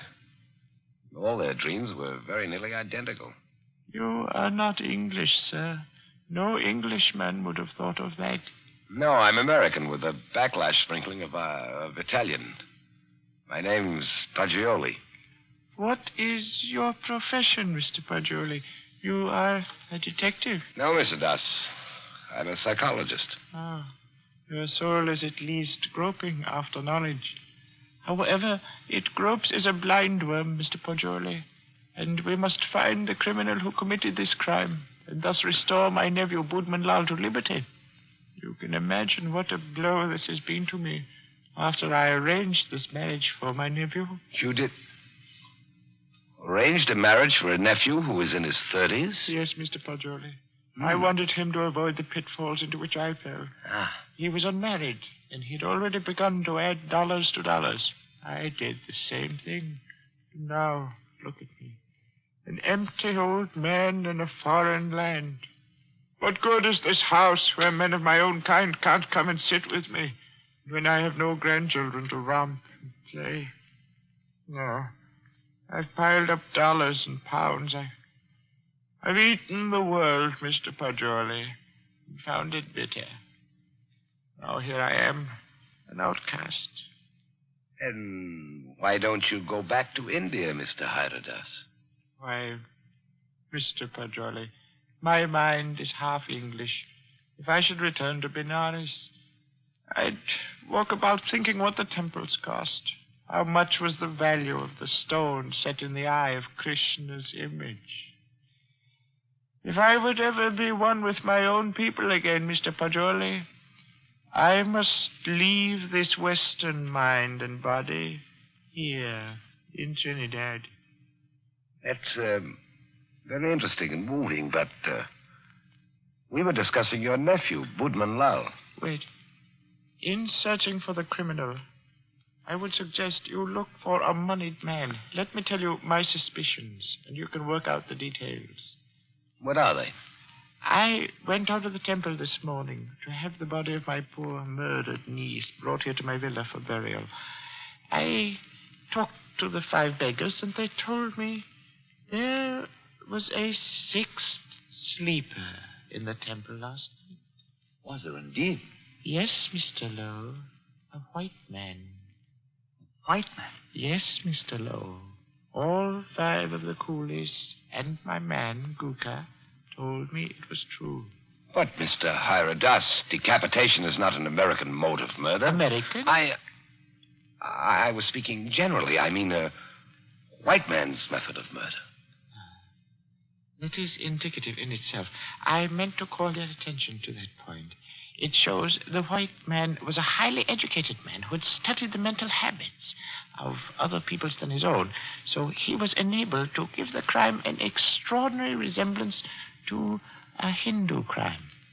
But what motive could a white man have? Possibly robbery, Mr. Pajoli. Or if he were a very intellectual man, he might have murdered the poor child by way of experiment. A murder for experiment? Yes, Mr. Lowe. To record the psychological reaction. Why, I can't entertain such a theory as that, Mr. Hiradas. Oh, no. It is too far-fetched. However, it is worth investigating, is it not? Yes, but I'll begin my investigations with the man Guka. By all means, Mr. Pajoli. And in your investigations, gentlemen, hire any assistance you may need. Draw on me for any amount. I want my nephew exonerated, and above all things, I want the real criminal apprehended and brought to the gallows.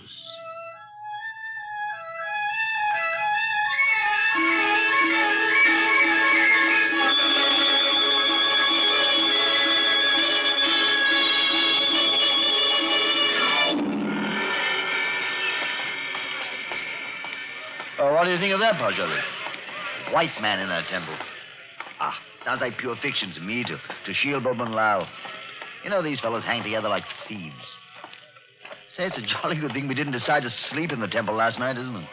You know, in my opinion, Lowe, the actual criminal is Budman Lal. Same here. I've thought so ever since I first saw the account in the paper. Somehow these fellows will chop their wives to pieces for no reason at all. Lowe, what do you know about Budman Lal? Well, he was born here and has always been a figure because of his rich uncle. Lived here all his life? Uh-huh. Except when he was in Oxford for 6 years. Oh, he's an Oxford man, huh? Yes. There you are. That's the trouble. I don't understand. What do you mean, Pajoli? Well, no doubt he fell in love with some English girl, but when old Hiradas chose a Hindu child for his wife, Budman couldn't refuse marriage. No man's going to quarrel with a $5 million legacy. And then he chose this ghastly method of getting rid of the child bride. I dare say you're right. I feel sure Budman Lal killed the girl. And George, I'm getting tired of walking. There's a cab. Let's hop it and ride the rest of the way. Hi, cabby! A cab!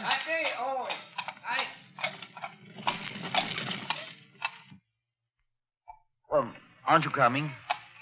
You know, I don't feel that I can conscientiously continue this investigation, trying to clear a person whom I have every reason to believe guilty. Oh, man, don't leave me like this. At least come as far as police headquarters with me and explain your theory about Guka, the temple keeper, and the rice. Well, I thought I'd go back to your cottage and pack my things. Pack your things? Oh, your boat doesn't sail until Friday. Yes, I know, but there's a daily service to Curacao. It struck me to go there. Oh, no, come. You can't run off like that just when I've stirred up an interesting murder mystery for you to unravel. Why, Pajoli, you ought to appreciate my efforts as a host more than that. Well, all right, then. To the police station. Yes, Sahib. Hurry up. Bye-bye.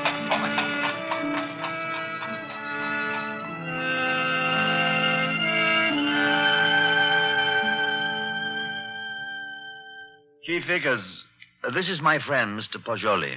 Mr. Pajoli, Mr. Vickers is chief of Trinidad's police force. How do you do? How do you do? Chief Vickers, I've asked Mr. Pajoli's counsel in the Budman Lal murder case. He's already developed a theory as to who is the actual murderer of Mrs. Budman Lal. So have I. Now, in this matter, Chief Vickers, I want to be perfectly frank with you. I'll admit we're in this case in the employ of Mr. Haradas and are making an effort to clear his nephew, Budman Lal.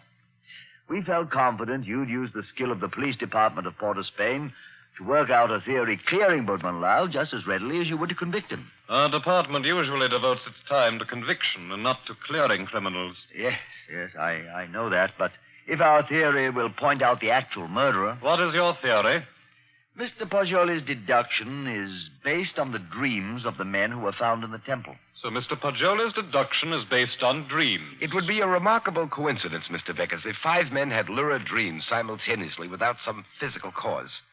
It suggests strongly that their tea or rice was doped. Now, if you find out what soporific was used, then have your men search the sales record of the drugstores in the city to see who has lately bought such a drug. You will find the murderer. Uh-huh. How do you like Trinidad, Mr. Pajoli? I'd like it very much indeed. You've just arrived, haven't you? Yes. In what university do you teach back in the States? Ohio State. A chair of criminal psychology in an ordinary state university? I'm not a professor. I'm simply a docent, and I haven't specialized on criminal psychology. I quiz on general psychology. You're not teaching now? No, this is my sabbatical year. You look young to have taught in the university 6 years, but then you Americans start young in your land of specialists. Now, Mr. Pajoli, I suppose you're wrapped up heart and soul in your psychology. I am. You'd do anything in the world to advance yourself in the science. I rather think so. Especially keen on original research work. Aha, that's what he is, Chief Vickers. You know what he asked me to do yesterday afternoon? No, what, Mr. Lowe? Oh, I don't think we ought to burden Mr. Vickers with our household anecdotes. Oh, but I'm really curious. Just what did Mr. Pajoli ask you to do yesterday afternoon, Mr. Lowe? Oh, well, really nothing at all. It was just a little psychological experiment he wanted to do. And did he do it? Oh, no. I wouldn't hear of it. Oh, as unconventional as that? Oh, it was really nothing at all. I think I could guess your anecdote if I tried, gentlemen. About a half an hour ago, I received a telephone message from my man stationed at the temple to keep a lookout for you and Mr. Pajoli. A lookout for us? Yes, because one of the coolies under arrest told him that Mr. Pajoli slept in the temple last night. Oh, but that's not true. That's exactly what he didn't do. He suggested it to me, but I said no. You remember, Pajoli, You didn't do it. Did you, Pajoli? Did you? You see, he did. Gentlemen, I had a perfectly valid and important reason for sleeping in the temple last night, and so I can only ask your sympathetic attention to what I'm about to say. Go on. You remember, Lowe, you and I were down there watching a wedding procession. Well, just as the music stopped and the procession entered the building, suddenly it seemed to me as if they'd vanished. Naturally, they'd gone into the building. No, I don't mean that. I'm afraid you won't understand what I do mean. That the whole procession had ceased to exist, melted into nothingness. You see, that's really the idea on which the Hindus base their notion of heaven. Oblivion, nothing. Yes, I've heard that before. Well, our medieval Gothic architecture was the conception of our Western heaven, and I thought perhaps the Indian architecture had somehow caught the motif of the Indian religion, suggested nirvana. That's what amazed and intrigued me. That's why I wanted to sleep in the place. I wanted to see if I could further my shred of impression. Does that make any sense to you, Mr. Vickers? We're not interested why you went, Mr. Pajoli. We know a murder took place in the temple. You can't think that I committed a horrible murder as an experiment. You intellectual chaps do some pretty weird things, Mr. Pajoli. Why, only the other day I was reading about 2 young intellectuals. Lord. Yes, these fellows I read about also tried to turn an honest penny by their murder. I don't suppose you happened to notice yesterday that the little bride, Maila Ram, was almost covered with gold bangles and coins? Of course I noticed it. I had nothing whatever to do with her. I did sleep in the temple. By the way, you say you slept on a rug just as the coolies did. Yes, I did. And you didn't wake up either, Mr. Paggioli? No. Then did the child's murderer happen to put a coin and a bangle in your pockets, just as he did the other sleepers in the temple? I don't know. I haven't looked in my pockets since then. Then please do so now, Mr. Paggioli. Oh, yes. Here they are, Mr. Vickers. You don't happen to have any more, do you? No. I've already been through all my pockets, and I haven't any more. Well, that's something. Of course, you might have expected just such a questioning as this and provided yourself with these 2 pieces of gold, but I doubt it. Somehow, I don't believe that you're an experienced enough man to think of such a thing. However, we shall see. I suppose you have no objection, Mr. Paggioli, to my accompanying you over to have a little search of your baggage in Mr. Lowe's cottage?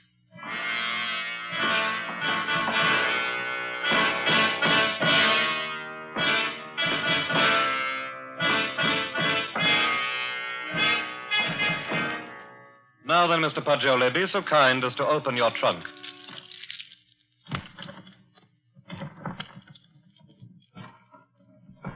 Good heavens. Mm-hmm. Just as I thought. A trunk tray full of bangles and coins.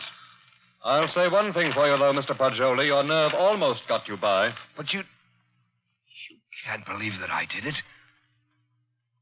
Oh. You don't believe I did this, do you? I don't. In your trunk, If I did it, I was sleepwalking. God, to think that it's possible that right here in my own trunk. Well, we might as well start back, I suppose. This is all. I'll go back with you, Paggioli. I'll see you through. Somehow I can't. I won't believe you did it. Thanks. No, Paggioli. You set out to clear Boatman Lal, and, well, dash it all, it looks as if you had. No, he didn't. Boatman Lal was out of jail at least an hour before you fellows came into police headquarters to see me. Out? You mean that you turned him loose? Yes.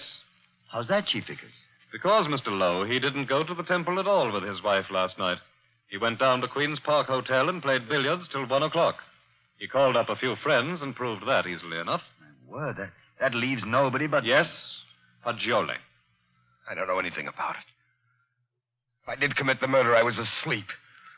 I don't know anything about it. That's all I can say. I don't know anything about it. Perhaps arrest in jail will help restore your memory. Well, we'll see. Come now, Paggioli, old man.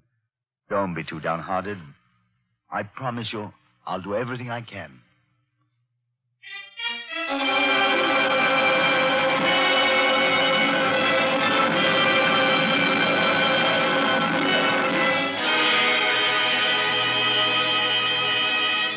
In the case against Henry Paggioli, having been duly tried by a jury of your peers who have been found guilty and by the powers invested in me, I herewith sentence you to be hanged by the neck until you are dead.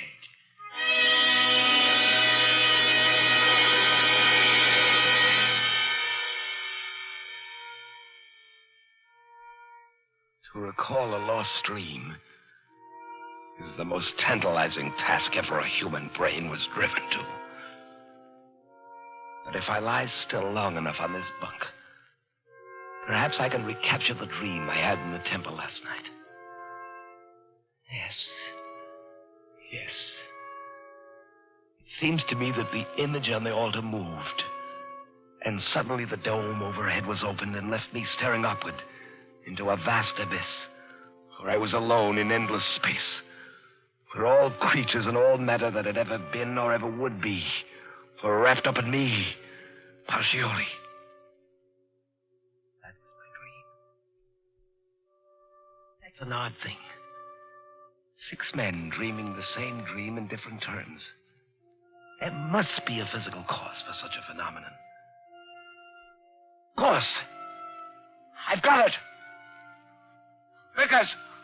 Whoa! I have it! I've solved it! Get me out of here! I know who killed the girl!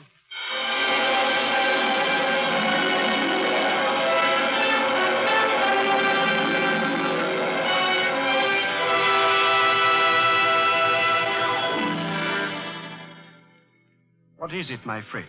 I know who murdered the bride. Old Hira Das did it. Now listen. Listen. Go tell Vickers to take the gold he found in my trunk and develop all the fingerprints on it. He'll find Hira Das's prints. Also tell him to follow out that opiate clue I gave him. He'll find Hira Das sent a man to put the gold in my trunk. See if they don't find brass or steel filings in my room where the scoundrel sat and filed a new key. But they've already done that long ago. They have? But certainly. And old Hira Das confessed everything. Though why a rich old man like him should have murdered a pretty child is more than I can see. But why did he pick on me as a scapegoat? Oh, he explained that to the police. He said he picked out a white man so the police would make a thorough investigation and be sure to catch him. He did? Aye. But what I can't see is why the old boy wanted to be caught and hanged. Why didn't he commit suicide? Why? I know why. Because according to his religion, in that case his soul would have returned in the form of some beast. He wanted to be slain because he expects to be reborn instantly in Benares with little Maila Ran as his bride instead of his nephew's. He hopes to be a great man with wife and children. All the things he was not here in Trinidad. Yes, you must be right. Why didn't you come and tell me about Hira Das's confession the moment it occurred? What do you mean keeping me here when you know I'm an innocent man? Why didn't you tell me before this? Because I couldn't. Old Hira Das didn't confess until a month and 10 days after you were hanged.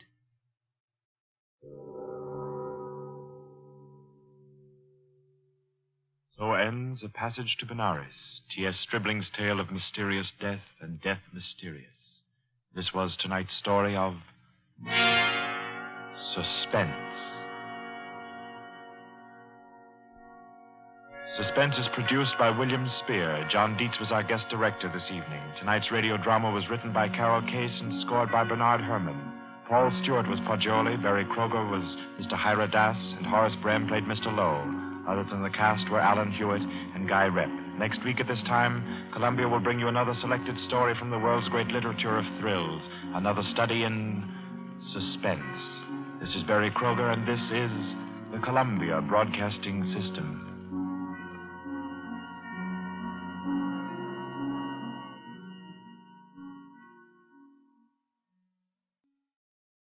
Will you give a few seconds of your time to help win this war? Then listen. At Stalingrad the other day, a Nazi tank unit attacked a corps of Russian soldiers. The Russians tried to stop the tanks and fought until their guns were silenced. Then did they surrender? Did they retreat? No. 18 of them rushed forward with bombs in their hands, got under the tanks, and blew them up. They gave their lives for their country. You and I are not asked to give our lives for ours. All we're asked to do is buy war bonds and stamps. Our American soldiers are giving their lives for us each day. More and more of them every day. Can we do less than loan our money to them? It's such a simple, easy thing to do. Out of every dollar you earn, lend 1 dime to your country. Do it regularly by joining the 10% club where you work. And do it now. Our soldiers need your help.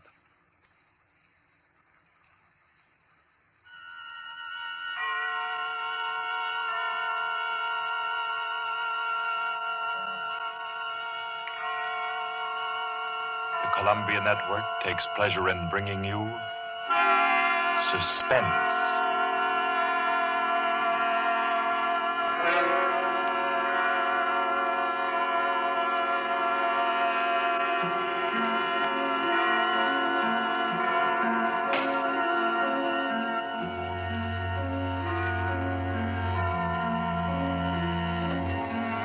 Suspense, Columbia's parade of outstanding thrillers.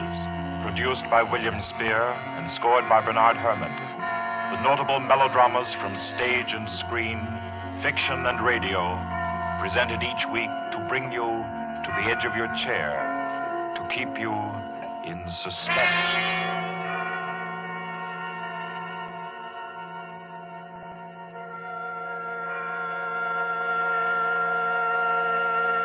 Tonight's story deals with a remote and dangerous house and a terrifying thing that happened there because the rain went on for days and days. It deals with a surgeon and a girl, a giant, and a young man who took a long chance. And over them all, the moan of the night wind and the ceaseless roar of the storm. For your suspenseful listening, we invite you to learn about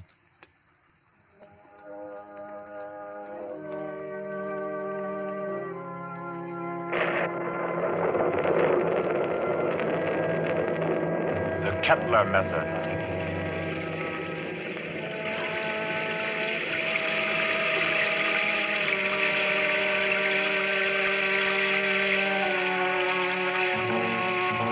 Days of rain there've been, ceaseless, teeming, pouring with a steady, relentless rhythm. 4 solid days. The fields around Culston had been turned into huge puddles that reflected the heavy, swollen sky. And Dr. Morrissey was stirred by a deep anxiety. He stood beside a window in his sanitarium, which rose high on a lonely hill, a few miles from the little town of Culston, and stared into the jagged, spraying screen of rain. It was just 3 o'clock. 3 o'clock of an afternoon he would long remember. He was on the point of sending for Caffrey, the ward attendant, when the door opened, and Caffrey came in, pale, disturbed. Dr. Morrissey. Is there anything wrong, Caffrey? I don't know. There's a feeling down in the ward. Feeling? This rain's going on too long. The patient's getting uneasy? They're bound to, ain't they? If a guy with good nerves gets jumpy, you can imagine what it does to theirs. Seem to be affecting anyone in particular? Number 5's been carrying on. Kettler? Yeah. I brought him up. Nurse Carter's waiting with him out in the hall. Bad as that? He's upsetting the others. Keeps asking for some guy named Benham. Oh, that's the man he killed. I didn't know he was homicidal. Oh, it was an accident. He was performing a brain surgery on Benham and... Him? Oh, Kettler was a very important surgeon, Caffrey. Didn't you know that? He keeps saying so, but... It's perfectly true. Very successful Dr. Kettler was. Until he perfected an operative procedure that he called the Kettler method. A new process of brain operation. Spent most of his life on it and... Well, when he tried it for the first time on this young lad Benham, and Benham died on the table, it unbalanced his mind. I've got to go back down there now. I think you'd better wait while I talk with Kettler. Okay, I'll bring him in. But don't make it long. I don't like the feel of things around here. Nurse, Miss Carter. Yes, we're coming. You can bring him in now. Come along. Dr. Morrissey wants to see you. Does he now? Does he? Come in, Kettler. I'd like to ask Dr. Morrissey a question. I'd like to ask him a question. Yes, Dr. Kettler. I should like to ask him where Laird Benham is. I know he'll never tell me. But I will, Kettler. Laird Benham is buried somewhere out there under the rain. He is at peace, Kettler. Can't you forget about him? Just forget. You'd all like me to forget about him, wouldn't you? Then you could keep him hidden away forever, couldn't you? Benham is dead, Kettler. You know that. Benham died. He did not. He's alive. He was alive when you and the rest of the envious medical profession stole him from the operating table. Kidnapped him with my bandages still round his head. You were determined to make the Kettler method seem a failure, weren't you? Weren't you? Easy now. Believe me, Kettler. I think Laird I know Benham where died. he is now, Dr. Morrissey. He's in the cellar under the ward downstairs, isn't he? Isn't he? Kettler. Let me see it. Laird Benham. Oh, you'd better take him down, Caffrey. All right. Come along now, sir. I'll take him, nurse. You won't show him to me. Even though it would make me well again. My cellars are empty, Kettler. Believe me, Benham isn't there. You sit there in power and order me away. Come on, Kettler. There's something I have to say. I've always been above violence, Dr. Morrissey. But the time comes when there's no other course. This is a warning, Doctor. A warning. And the joke is that you won't heed it. Come on with you. You won't heed it now. But you'll remember it. And soon you'll remember it. Tables turn, Dr. Morrissey. Tables turn.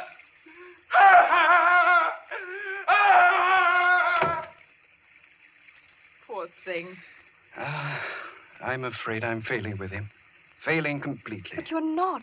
It takes time to put a man back together. Oh, it's taken me too long with Kettler. I'm beginning to be afraid. If you'll pardon me, Doctor, Yes? I do think you're making a mistake. With him? No. with yourself. You haven't had a real vacation in 3 years, Dr. Morrissey. Oh, you think I'm wearing a bit thin just now, don't you? And you're right. But I really can't leave my patients in anyone else's hands. Not now, at any rate. No, I'll have to make the best of it. But you need relaxation, Doctor. I know. Well, I hope to soothe my ragged nerves somewhat over this weekend. Oh? I've some friends coming down from the city Friday night. Leslie and Claire Winton. Young married couple, newlyweds. And I'm just going to relax with them and forget everything until Monday morning. You must, Doctor. You do need it so badly. Oh, by the way, Doctor. Yes? I slipped some those new sample bandages into your coat pocket. Well, thanks. I'll have a look at them. I think they're quite good. The salesman said that... Yes, nurse. What is it? Did you hear something? Thunder, wasn't it? Something else besides thunder. I thought it... Well, I didn't hear it. My nerves must be getting the best of me. Perhaps it's a case of nurse heal thyself, eh? I'm not the only one who needs a rest. You know, it might be a very good idea if we both... Dr. Morrissey. I heard that. What is it? It's coming from the ward. Sounds like... That was a shot, nurse. You get on the phone. Call the police at Colston. Hello? Keep at it. Hello? Someone's trying to get in from the hall. Dr. Morrissey! Dr. Morrissey! It's Caffrey. Just a moment. Caffrey, what is it? He's ganged up on me. All of them are coming up the stairs. Kittler, clear out of here. Oh. Steady, nurse. He's dead, isn't he? Yes. Dr. Morrissey. Kittler. Remember my warning. Remember it, Doctor. Tables turn, Dr. Morrissey. Tables turn.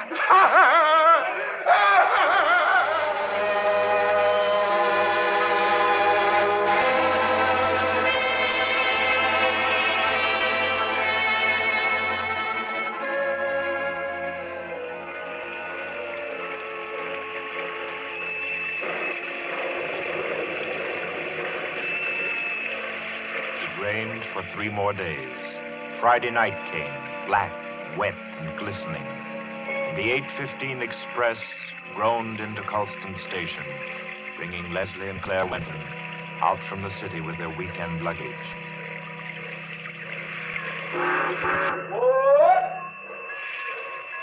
Isn't Dr. Morrissey sending his car for us, Leslie? Yes, Claire. The chauffeur was supposed to drive us over to the sanitarium to pick up the doc, and then we're all going over to his house together. Well, I don't see any car, do you? I don't see anything but water. Maybe we're rowing over in a skiff. Oh, I hate that sound. Like somebody's in agony. I think you're a little depressed, dear. Well, I shouldn't be surprised. My head's still aching dreadfully. Poor lover. How long's that been going on now? Almost a week. It frightens me. I don't think it's anything serious.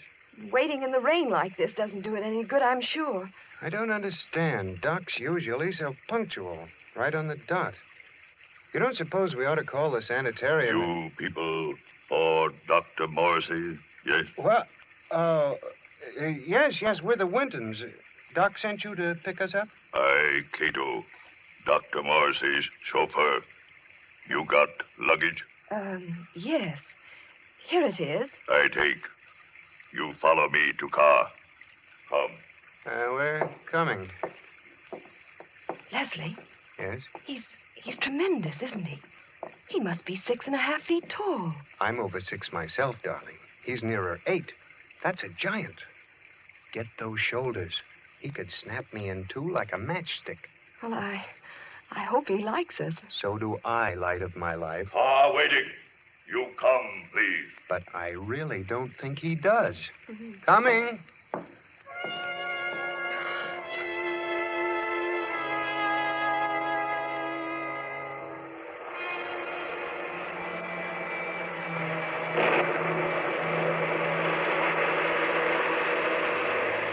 The heavy car lurched and hurtled over the rain-soaked roads, tearing wildly through the dark and careening up the hillside toward the stark walls of the sanitarium. It skidded to a standstill in front of the main entrance, and cold black Cato led them inside. The brightly lit corridors were deserted, silent, like hallways in a nightmare. Claire was aware of her headache growing steadily worse as Cato opened the double doors and ushered them into the waiting room. You'll tell Dr. Morrissey we're here, huh? Doctor, be with you soon. You do not go away. Yes, thanks.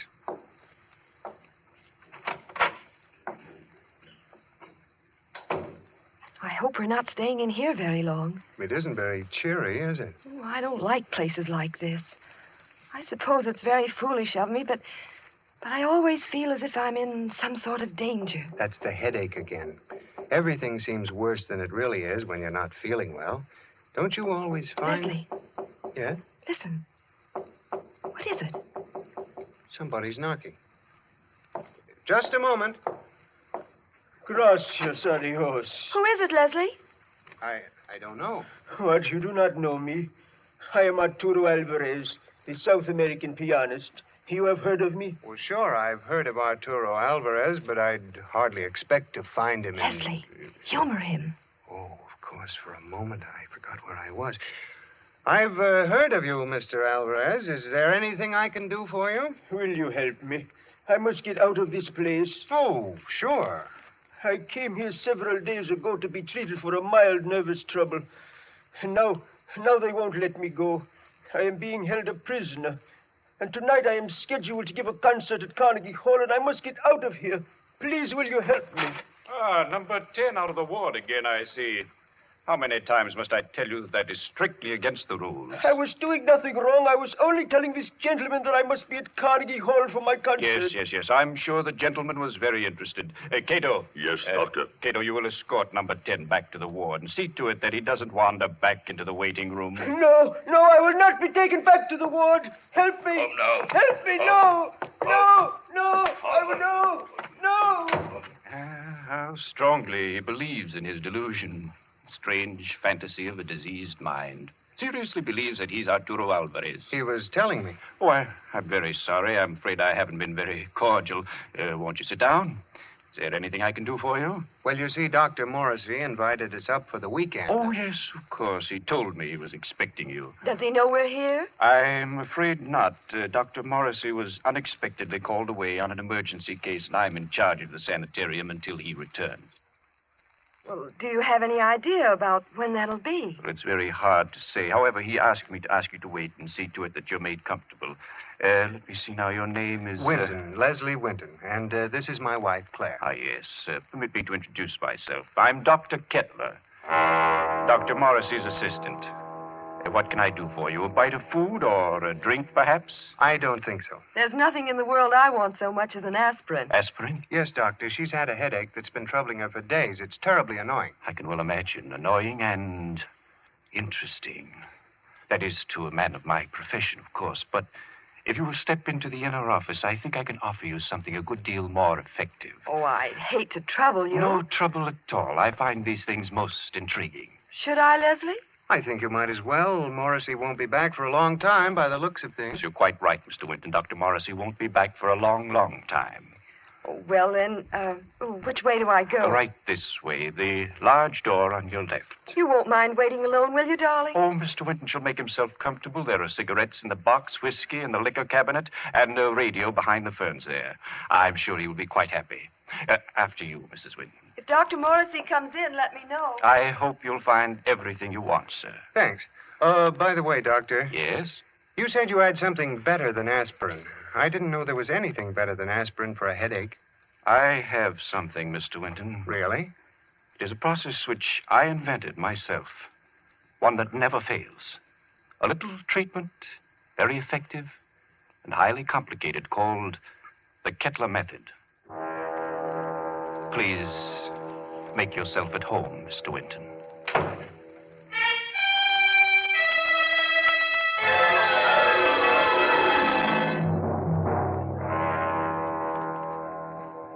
Leslie sat there, alone in the big waiting room for a while. Then creeps began setting in, and he thought to himself, maybe I'll have that drink after all. He rose and went over to the liquor cabinet that Kettler had pointed out to him and opened it. Why, there's nothing in here but books. Yes, books. Books that were so thick with dust that it was clear they'd been there for months. Well, no drink for Leslie. Maybe a cigarette. Kettler said the box was full. He picked it up and started to open it. Why, it isn't even a cigarette box. The darn thing's a bookend. Yes, that's just what it was. Leslie began to think it was a tough job making himself at home in that waiting room. And then the idea occurred to him. Maybe the radio works. He went over to the radio then, turned it on, and... We are sorry to announce that the program scheduled for this time from Carnegie Hall has been canceled due to the mysterious disappearance of Arturo Alvarez, the noted South American pianist. Mr. Alvarez was known to be suffering from a minor nervous disorder and was last seen departing on a short trip to Colston in upstate New York. Alvarez. That guy is Alvarez. What's going on here? Claire! Claire! Locked. Dr. Kettler, open this door. Open it. Do you hear me? Miss Claire! Winton. Oh, you. Tell him to open up. Tell him. Tell him. Doctor send me. Tell you, young lady headache bad. Very bad. What do you mean? He operate. Operate? He say take long time. He say you not wait. You come back tomorrow. Operate? No, no. Kettler! Kettler! Claire, can you hear me? Can you hear me? Of course she can hear you, Mr. Winton. The operating table is just inside the door. Bring her out here. Let her go, I tell you, Kettler. But I find that an operation is indicated, Mr. Winton. I forbid you to touch her. You forbid? You? I'm in charge here. No one forbids me. Do you understand? You're insane. If you lay your hands on her, I'll kill you. So help me, I'll kill you. Very well, Mr. Winton. If you do not wish me to operate, that's all there is to it. I would scarcely force my services upon you. However, the girl's condition is quite serious, and I... Good work. Good work, Cato, my boy. A master stroke. Do you still forbid me, Mr. Winton? Do you? Do you? Oh, you don't answer. Good, good. Take him to the cellar, Cato, and lodge him there with his friend, Dr. Morrissey. They should have a good deal to talk over in the still hours of the night while I cure the young lady's headache unmolested.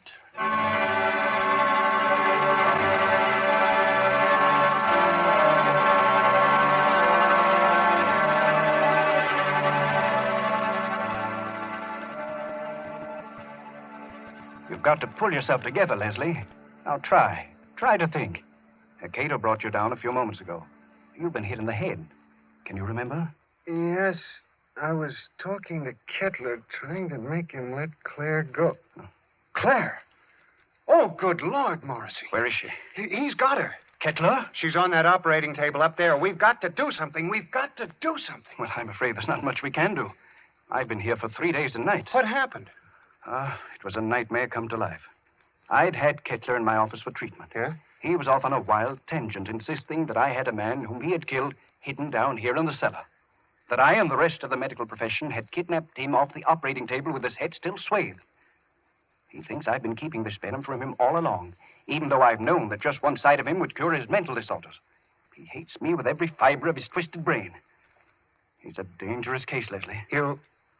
He'll kill Claire? He may. There's a slim chance he won't. What's that?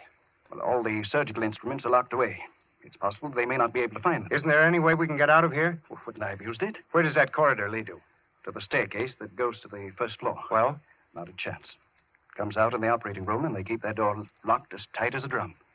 Besides, Kettler still has the pistol he took from my nurse. I've got to think. I've got to. And my head hurts, so I can't make good sense. Let's say that. I think they gave you a nasty cut. Oh, it doesn't matter. Say, Doc. Yes? What was his name? Who? The guy Kettler thought you were keeping from him, the one he killed. Benham. Laird Benham. Why? Was he a young fellow? Yes, rather tall, slender chap. Say, Doc, do you have any bandages down here? What? Bandages. Why, yes, I think so. They're stored down here. Enough to bandage my whole head, face, and everything? Why? I might have a chance of getting through that door up there.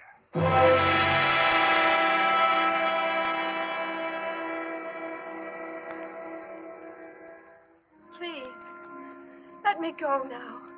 Oh, let me go. Leslie, Leslie! You will be better soon, much better. I will take the pain away, Mrs. Winton. Cato, have you found the surgical case? Not found yet. I look. Cato, look. Find it. We must not keep Mrs. Winton in an agony. Find it, I say. She'll have to create some order in this place. I want my instruments at hand on a moment's notice. Please, let me go. Oh, let me go. You shall be well again, my dear. I promise you shall be. Doctor, here, tall, white cabinet behind curtain. That's it. Open it, Cato. Locked. Locked, Doctor. Smash it open. Open it. I do. You'll find scalpels on the top tray. Bring them to me. Yes, Doctor. Is here, Doctor. See, knives. Good, sharp knives. Cato find. He find them. Excellent. How they glitter. It is good to feel the knife in my hand again. Put the others right beside my pistol here on the table. Please. Oh, please. There, my girl. I shall expend all my genius on you. You shall be well again. No! Now to work. What was that? Who's there? Dr. Kettler, Who is it? I have found my way back to you. Open the door, Dr. Kettler. I've come back again. Who are you? You remember? You remember Laird Benham? Cato! Cato! Yes, Doctor. The door! Let him in! He's come back! Let him in, I say! Yes, Doctor. Oh, let me out of here! He's come back, Cato. Dr. Kettler. Benham, I knew it. I knew it all along. You're alive. You're living. Yes. Living. Yes, Dr. Kettler. You. Just as they took you from the table. Yes. They took me away before the operation was complete. Finish it now. Hurry. I can't live much longer. I'm about to die. No. Cato, get Benham onto the table. Girl on table. Take her off. Take her out of here. Put her in the cellar. Let Benham take her place. At once, you hear? Yes, Doctor. Cato. No, I won't be put in the cellar. I won't. It might be well if you went down into the cellar, you know. It's nice down there. You'll see old friends, perhaps. Old friends who need help. Leslie. Hurry, I say. Yes, Doctor. Come. I'm coming. Are you all right, Benham? Weaker. Cato! Cato, close door. No, stop wasting time. Leave the door alone. Help me. Help me get Benham on the table. Yes, Doctor. Cato, do. That's right. Now lift him carefully. Yes. Good. Now, lie back. Lie back. Gently. All right. Careful now. There we are. Cato, give me the knife. Yes, Doctor. Take off the bandages. From the top, Cato. That's correct. That's proper procedure. There. Yeah, now that's... I thought his hair was blonde, not black. Well, perhaps I've forgotten. I've forgotten so many things that... There was a scar on his forehead. I clearly remember a scar on his forehead. Maybe I imagined that, too. Perhaps it was someone else with brown eyes. Benham, didn't you have blue eyes? I know they were blue. And your nose was thinner and longer. Yes. And your lips. You had thick lips. That I know. Bandages off, Doctor. Dr. Kettler, there's a trick here. You're not Benham. You're not Benham. You're that young Mr. Winton. Dr. Kettler, listen to me. Cheat. So you wanted me to finish you, did you? Yes, Mr. Winton, I will. Hold him, Cato. Hold him. See the knife, Mr. Winton? Watch it glisten as it comes down, and into you. He's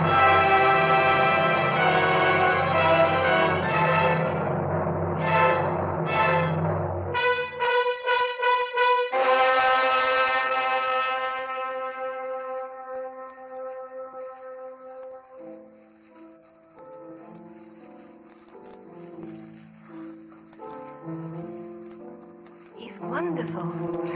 You don't doubt that he's Arturo Alvarez when you hear him play the piano, do you? That's a marvelous old instrument you have, Doc. It was my mother's. This old house has been in the family for generations. Who'd ever thought we'd be alive to sit in your house and listen to somebody play a concerto? We wouldn't have been. At least I wouldn't have been if you hadn't snatched that revolver off the table right out from under Kettler's nose before they threw you into the cellar. That was the lifesaver. Made the weekend perfect. I'm afraid it wasn't very restful. Hereafter, I'm spending all weekends in a cozy little corner under the L. It was worse for Claire than anybody. She had a dreadful time. It was ghastly, all right. Horrible. But you know something? What? My headache. It's completely gone.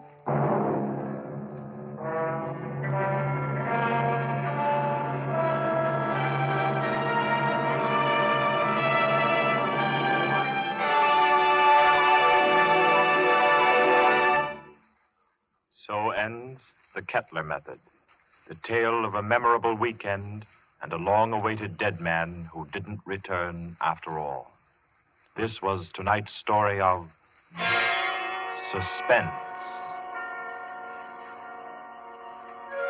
Suspense is produced by William Spear. John Dietz was our director this evening. Tonight's radio drama was written by Peter Barry and scored by Bernard Herrmann. Roger De Koven was Dr. Kettler, John Gibson, Leslie Winton, and Gloria Stewart played Claire Winton. Others in the cast were Guy Repp, Martha Faulkner, Winfield Honey, and Ralph Smiley.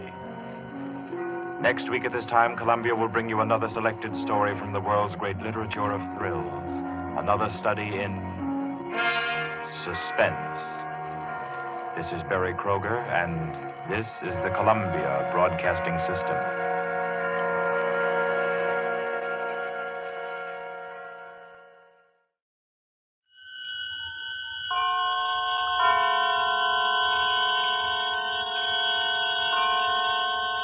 The Columbia Network takes pleasure in bringing you Suspense.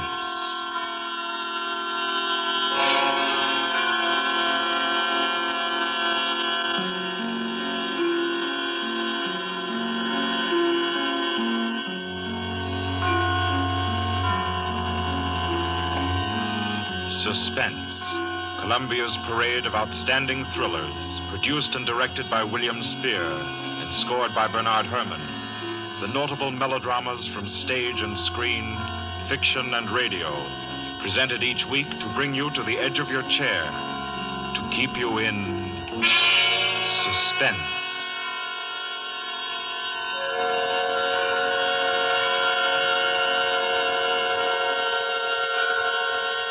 Good evening. This is Orson Welles.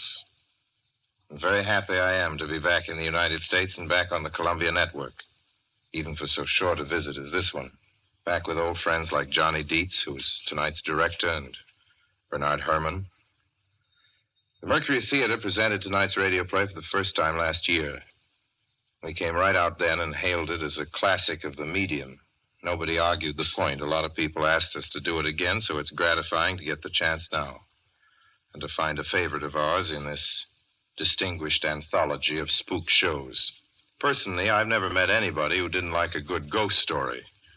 But I know a lot of people who think there are a lot of people who don't like a good ghost story.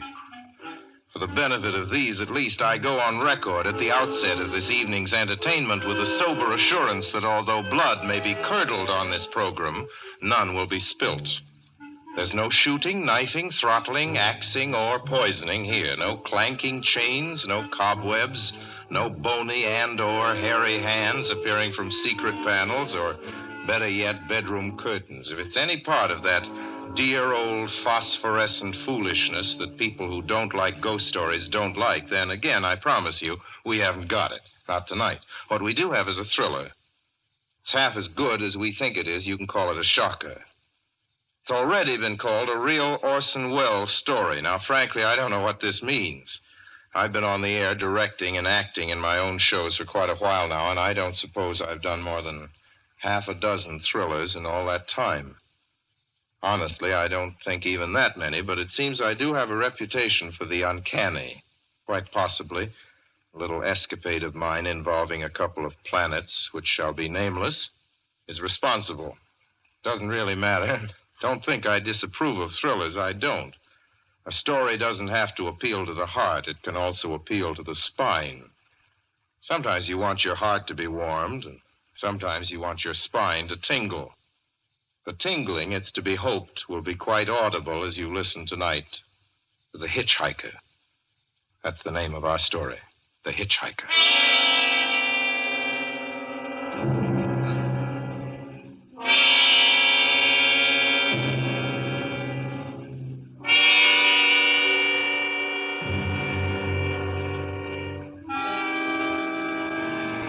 I'm in an auto camp on Route 66, just west of Gallup, New Mexico.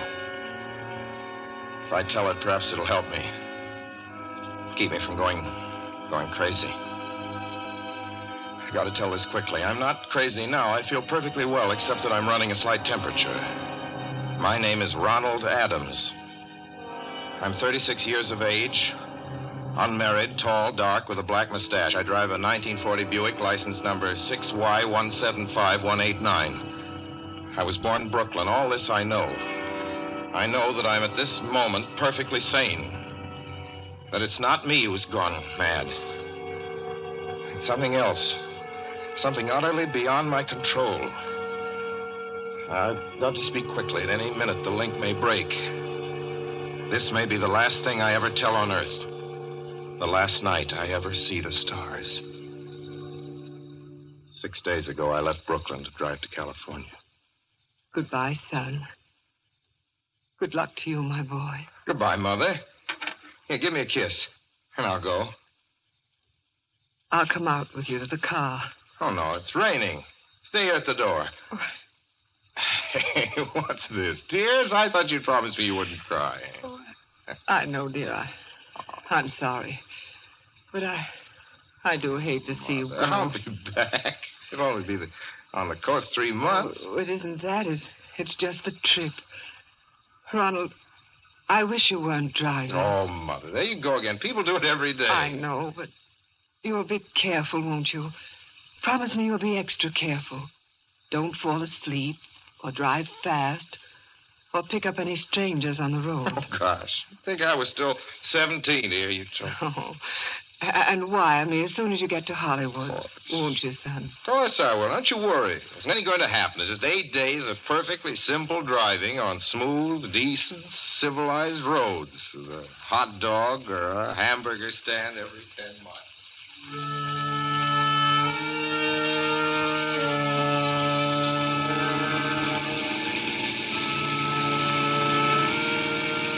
I was in fine spirits. The drive ahead of me, even the loneliness, seemed like a lark. I reckoned without him. Crossing Brooklyn Bridge that morning in the rain, I saw a man leaning against the cables. He seemed to be waiting for a lift. There were spots of fresh rain on his shoulders. He was carrying a cheap overnight bag in one hand. He was thin, nondescript, with a cap pulled down over his eyes. I would have forgotten him completely, except that just an hour later, while crossing the Pulaski Skyway over the Jersey Flats, I saw him again. At least, he looked like the same person. He was standing now with one thumb pointing west. I couldn't figure out how he got there, but I thought probably one of those fast trucks had picked him up, beaten me to the Skyway, and let him off. I didn't stop for him. Then late that night, I saw him again. It's on the New Pennsylvania Turnpike between Harrisburg and Pittsburgh. It's 265 miles long with a very high speed limit. I was just slowing down for one of the tunnels when I saw him standing under an arc light by the side of the road. I'd seen quite distinctly the bag, the cap, even the spots of fresh rain spattered over his shoulders. He hallooed at me this time. Hello! Hello! I stepped on the gas like a shot. That's lonely country through the Alleghenies, and I had no intention of stopping. Besides, the coincidences, or whatever it was, gave me the willies. I stopped at the next gas station.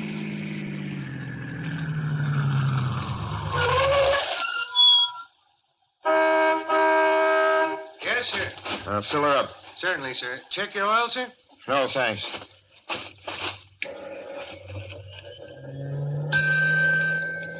Nice night, isn't it? Yes. It hasn't been raining here recently, has it? Not a drop of rain all week. Oh? Oh, I suppose that doesn't done your business any harm. Oh, people drive through here all kinds of weather. Mostly business, you know. There aren't many pleasure cars out on the turnpike this season of the year. I suppose not. What about hitchhikers? Hitchhikers here? What's the matter? Don't you ever see any? Not much. If we did, it'd be a sight for sore eyes. Why? Oh, I'd be a fool who started out to hitch rides on this road. Look at it. Then, you've never seen anybody? No.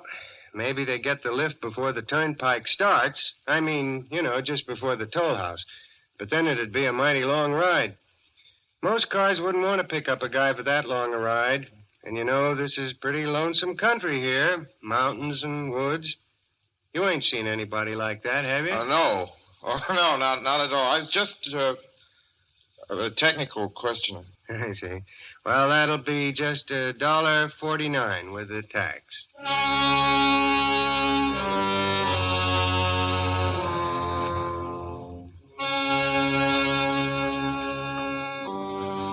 Gradually passed through my mind a sheer coincidence. I had a good night's sleep in Pittsburgh. I didn't think about the man all next day until just outside of Zanesville, Ohio, I saw him again. It was a bright, sunshiny afternoon. The peaceful Ohio fields, brown with the autumn stubble, lay dreaming in the golden light. I was driving slowly, drinking it in, when the road suddenly ended in a detour. In front of the barrier, he was standing. Now, let me explain about his appearance before I go on. I repeat, there was nothing sinister about him. He was as drab as a mud fence, nor was his attitude menacing. He merely stood there, waiting, almost drooping a little, a cheap overnight bag in his hand. He looked as though he'd been waiting there for hours. And he looked up. He hailed me. He started to walk forward. Hello? Hello? Hello? No, not just now. Sorry. Going to California? No, not today. The other way, going to New York. Sorry.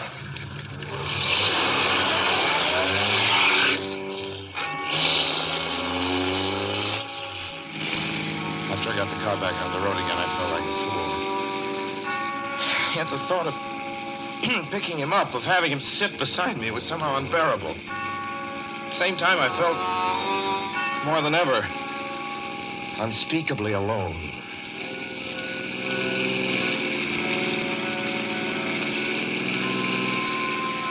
Hour after hour went by.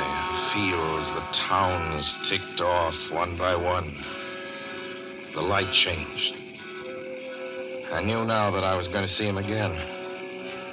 And though I dreaded the sight, I caught myself searching the side of the road, waiting for him to appear.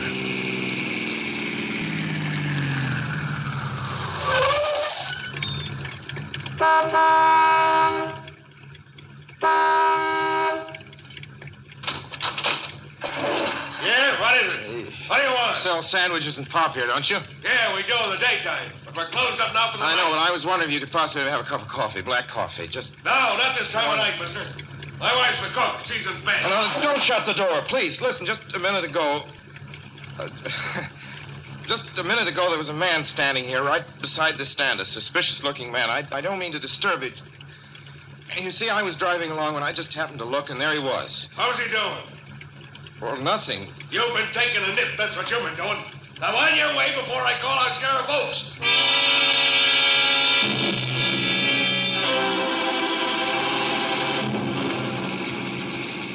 I got into the car again and drove on slowly. It's getting to hate the car. If I could have found a place to stop, to rest a little. I was in the Ozark Mountains of Missouri now.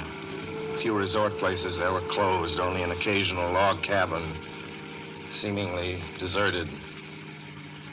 That's all that broke the monotony of the wild, wooded landscape. I had seen him at that roadside stand. I knew I'd see him again. Maybe at the next turn of the road. I knew that when I saw him next, I would run him down.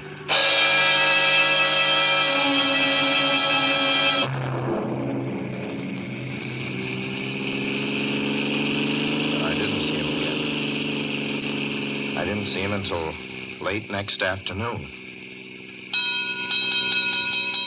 I stopped a car at a sleepy little junction just across the border into Oklahoma to let a train pass by. When he appeared across the tracks, leaning against a telephone pole. Perfectly airless, dry day. The red clay of Oklahoma was baking under the southwestern sun. Yet there were spots of fresh rain on his shoulders. I couldn't stand that. Without thinking, blindly, I started the car across the tracks. He didn't even look up at me. He was staring at the ground. I stepped on the gas hard, veering the wheel sharply toward him. I could hear the train in the distance now, but I didn't care. And something went wrong with the car. The train was coming closer. I could hear its bell ringing and the cry of its whistle. Still, he stood there. And now I knew that he was beckoning me to my death.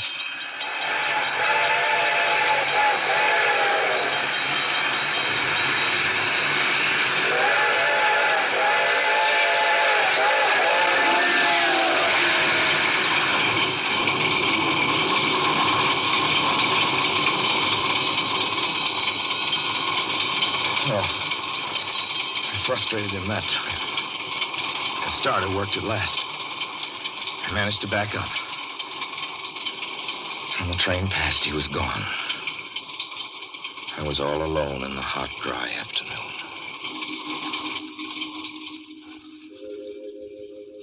After that, I knew I had to do something. I didn't know who this man was or what he wanted of me. I only knew that from now on, I mustn't let myself alone on the road for 1 minute. Hello there. Like a ride? Well, what do you think? How far are you going? Where do you want to go? Amarillo, Texas. I'll drive you there. Gee.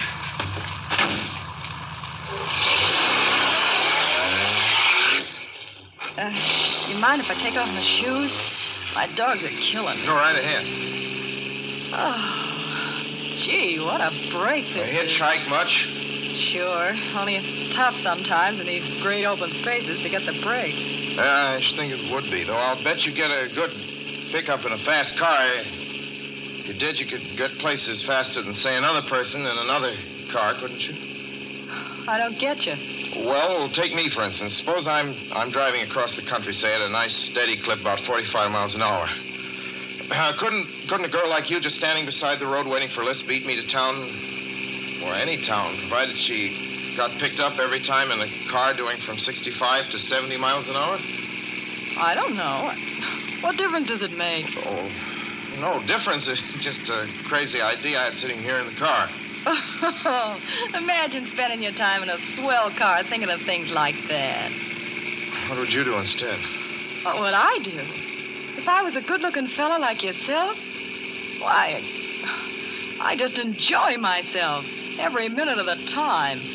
I'd sit back and relax. And if I saw a good-looking girl along the side of the road... Hey, look out! Did you see him? See who? A man standing beside the barbed wire fence. I didn't see anybody. There wasn't nothing but a bunch of cows and a wire fence. No? What'd you think you was doing? Trying to run into the barbed wire fence? There's a man there, I tell you. A thin gray man with an overnight bag in his hand. And I was trying to Run him down. Run him down? You mean kill him? Say you didn't see him back there? You sure?